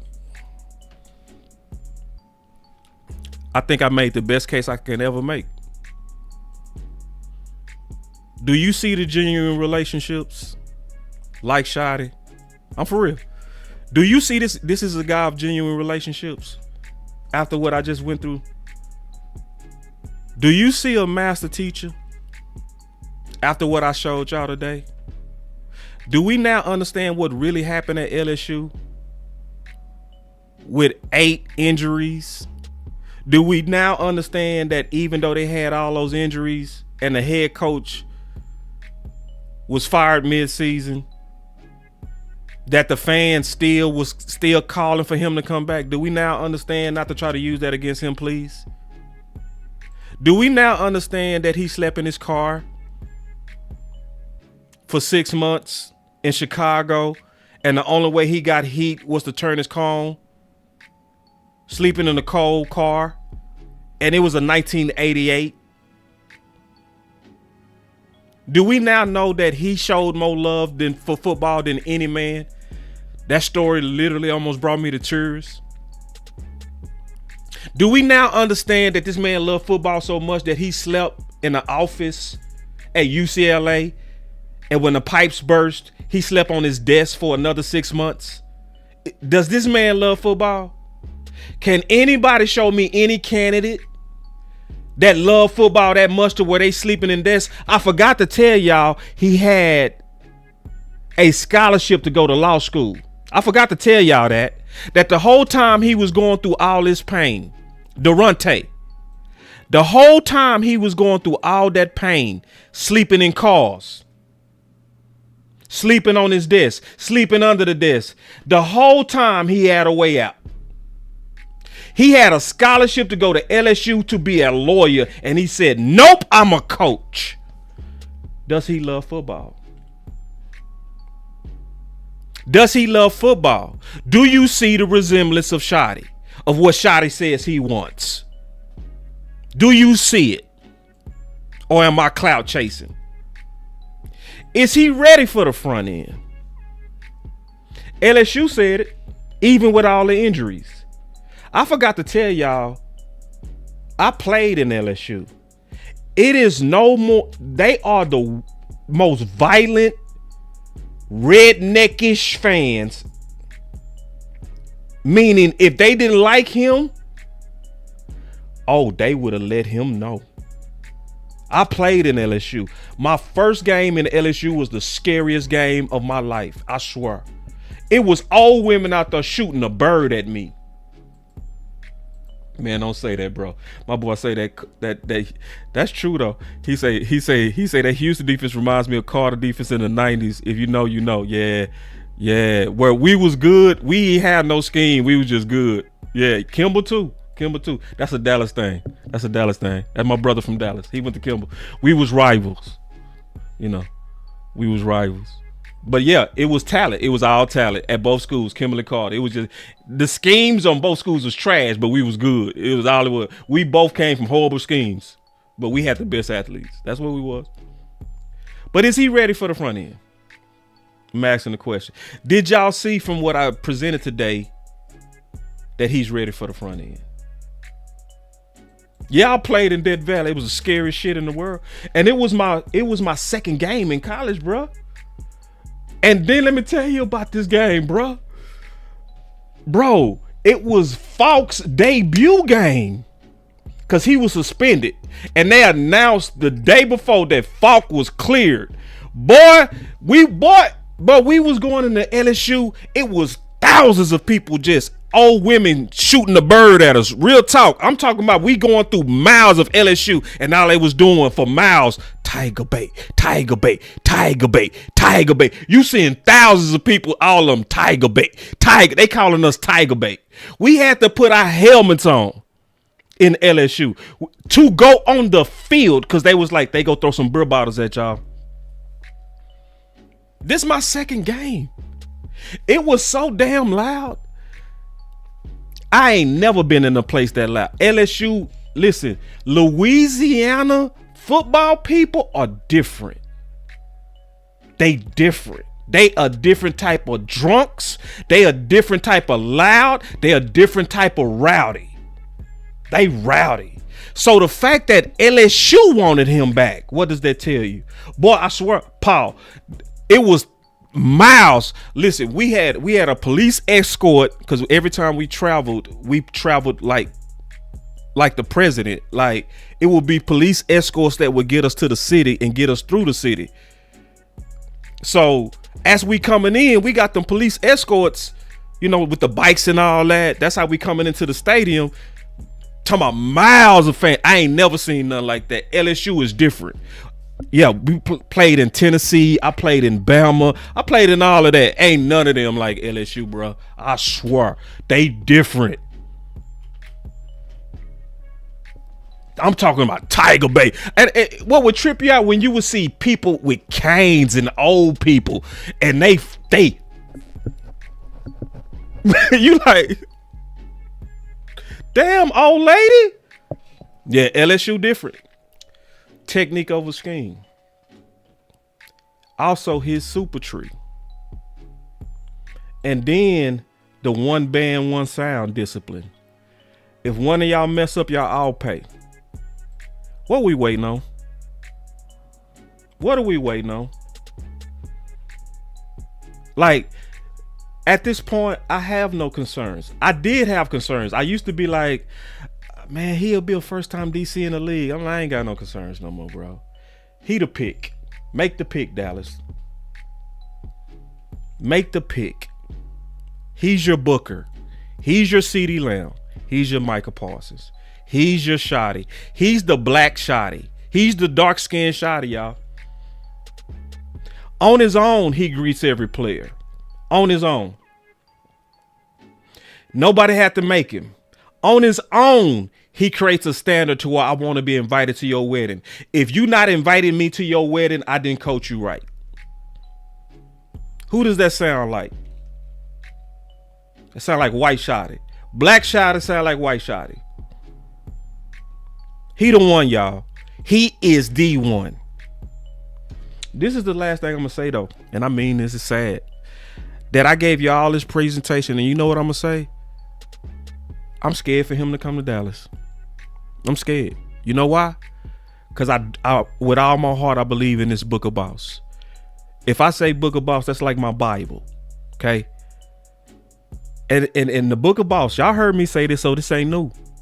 Never work with or for someone who bets against you in any form. Because more than likely, the accuser would do everything in their power to appear right on their negative opinion.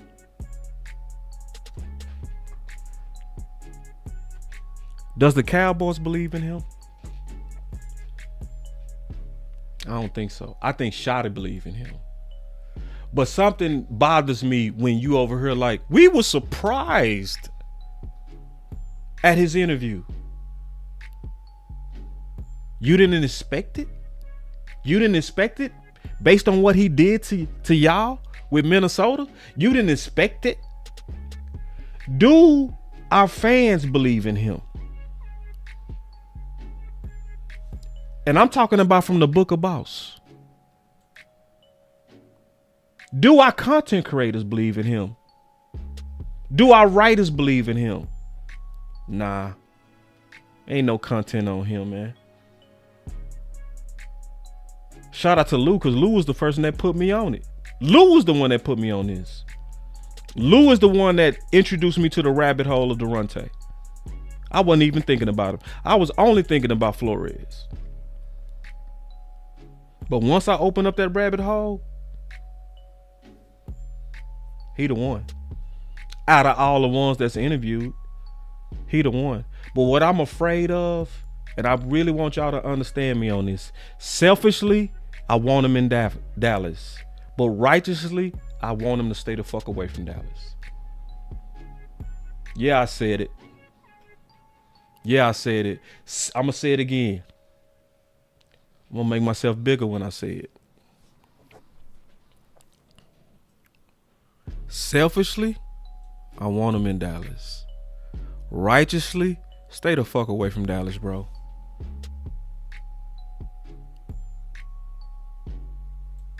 How could you say that, boss?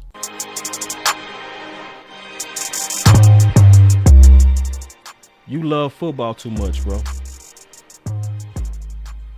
And we don't love football enough.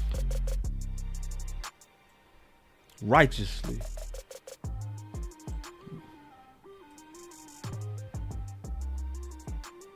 We don't love football enough here, bro. We don't. Most of us don't. If we love football more, we wouldn't tolerate the shit we tolerate with Jared. It scares me that a man loved football so much that he slept in a car.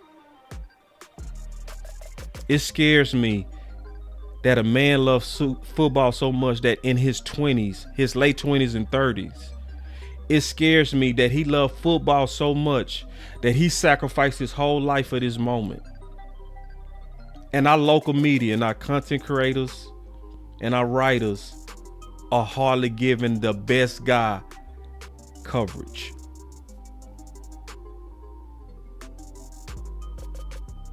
I don't even think it's on purpose. I think it's because too many of us are addicted to chasing what's hot and trendy. So if you start hearing a bunch of noise on Jim, what we do? We chase the trend of talking about Jim. We start hearing about Parker, we start chasing the trend. That's what we start doing. We chase the trend.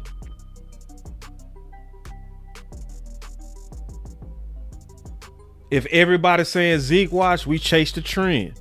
If everybody's saying Mozzie watch, we chase the trend. And the people like Okoye that'll stand flat-footed on what's truth, we treat him like he a clout chaser. People like Boss Show Me that'll take a hit to say what's true. They'll say he racist because he is putting the black guy over the white guy. They'll say he doing it for clicks. So I'm gonna say this again. Selfishly, I want him. Righteously, stay the fuck away from Dallas, cause you really love football too much. The best place for him, if I'm being righteous, go over there with Pitt. Go to Pitt. Let these good old boys have their guys. Let these people have who they've been begging for. They ignored you. They acted like you ain't shit. Yeah, I said it. That's exactly how our streets treating him. Go and this ain't, listen, this is all of us, man. All of us got a hand in this. Content creators. Just go look at all these thumbnails. Go look at what people be talking about in the streets. Go look at the people they covering. Oh, I like Parker now. I like Jim now. What about the other qualified guys? What about bullying? Why are we not talking about bullying? We saw how he turned around the New York Giants. We ain't serious, bro. Dallas is not yet a place for serious football people. Because if this was a place for serious football people, your serious content creators will be higher and bigger. Now, this is a place to where people chase trends. And because whatever trending, we trying to be the first to drop and talk about it because of the trend. But when it's time to say, man, Jerry, what you doing, bro? How the hell you over here talking about you don't want Flores and he not a culture fit, but you over here like, but Gannon is a culture fit. The streets should be burning this whole bitch down. We are not serious enough for serious men. So yes, he is the ideal candidate. And if we get him, obviously I'm gonna celebrate. But the fight don't stop. Because he's gonna be in a situation that scares the fuck out of me. I always said, never go to a place to where they bet against you. Never go work for a job where they like, I don't know, I like that other guy. I don't know. That's how the streets treated him. Jim. Parker.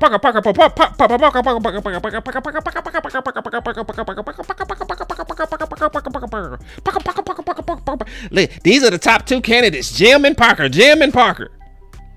Man, that's trend, bro. That's trend content, bro. You got a dude who look just like damn Shotty, and we acting like we don't see him.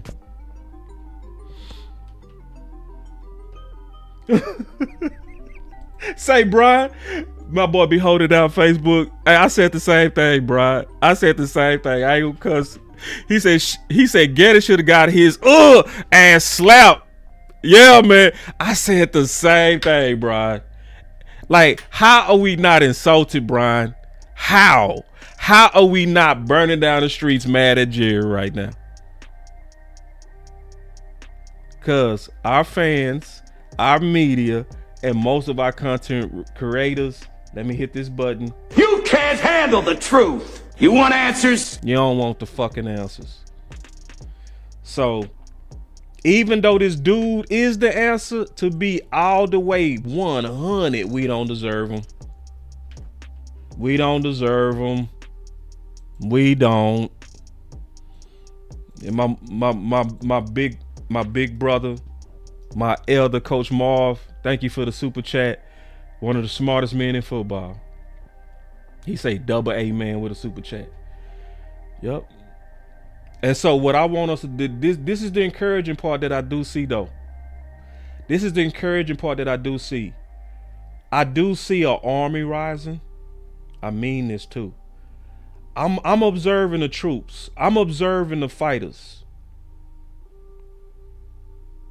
I didn't plug my sponsor yet. Let me plug my sponsor. I thought I did, but let me plug them in case I didn't. This stream is brought to you because I got to say this last part I was getting ready to say because I got to close with what I was getting ready to say. Go for a head me on your sleeper picks and win up to 100 times your money. Use promo code BCS and sleeper will 100% match your first deposit up to $100 instantly. But I got to close with this. One of the most encouraging things, man, is I am watching the morale of the men and women and the fighters. We've been in a lot of fights this year. We had to fight for one tech. We got it.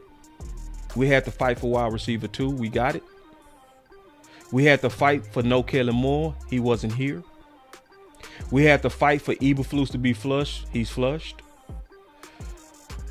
But in all those fights, I never saw us fight like we fighting together at DC.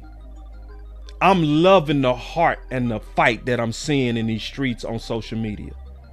I've never seen Twitter so lit in unison. I've never seen us so together. And it don't got to be a lot of us. It's enough of us.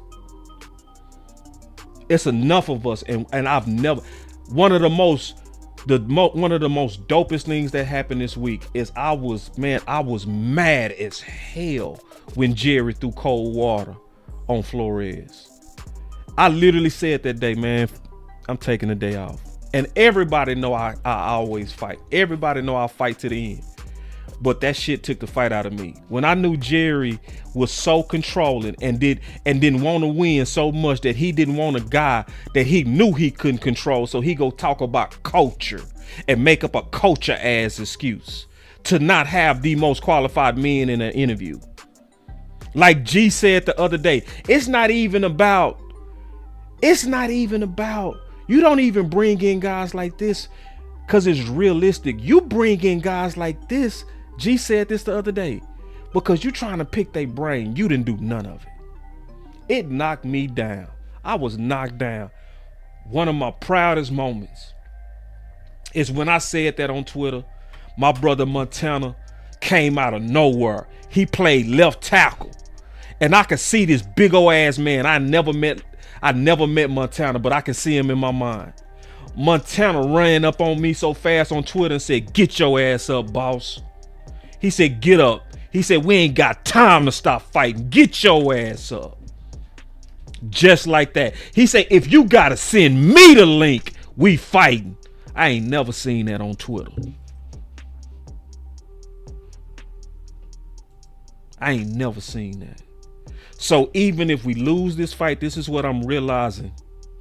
I'm realizing we starting to learn how to fight. We are starting to learn how to fight together like an offensive line. And I'm proud of us. I'm proud of how we fighting, because it's gonna take a fight. And it's gonna take all of us fighting. Not laying down, not being Mario Winans ass fans. Fighting. I thank all of you greatly for being willing to fight for what you believe in, even when we fight each other. So it's your boy Boss Show Me. To the next video, to the next live, please make sure y'all share this. Donate to your boy Cash App. It's Boss Cowboy Sports. It'll help a lot. Help me give my sons a burger. I would greatly appreciate that. But really, truly, if you like this type of content, please hit that like and subscribe on everywhere that I'm sharing this content. But more importantly than anything, this is the one we need to share. This is the one. He interviewed yesterday, and we got Trojan horses in the building today. Straight Trojan horses. Gannon is a Trojan horse. So fight. This is we are getting at the end. We got to fight. We are at the 1 yard line. Push the best men over. And if we end up getting them, we better have his back, because he was ignored. It's your boy Boss Show Me. I'm out.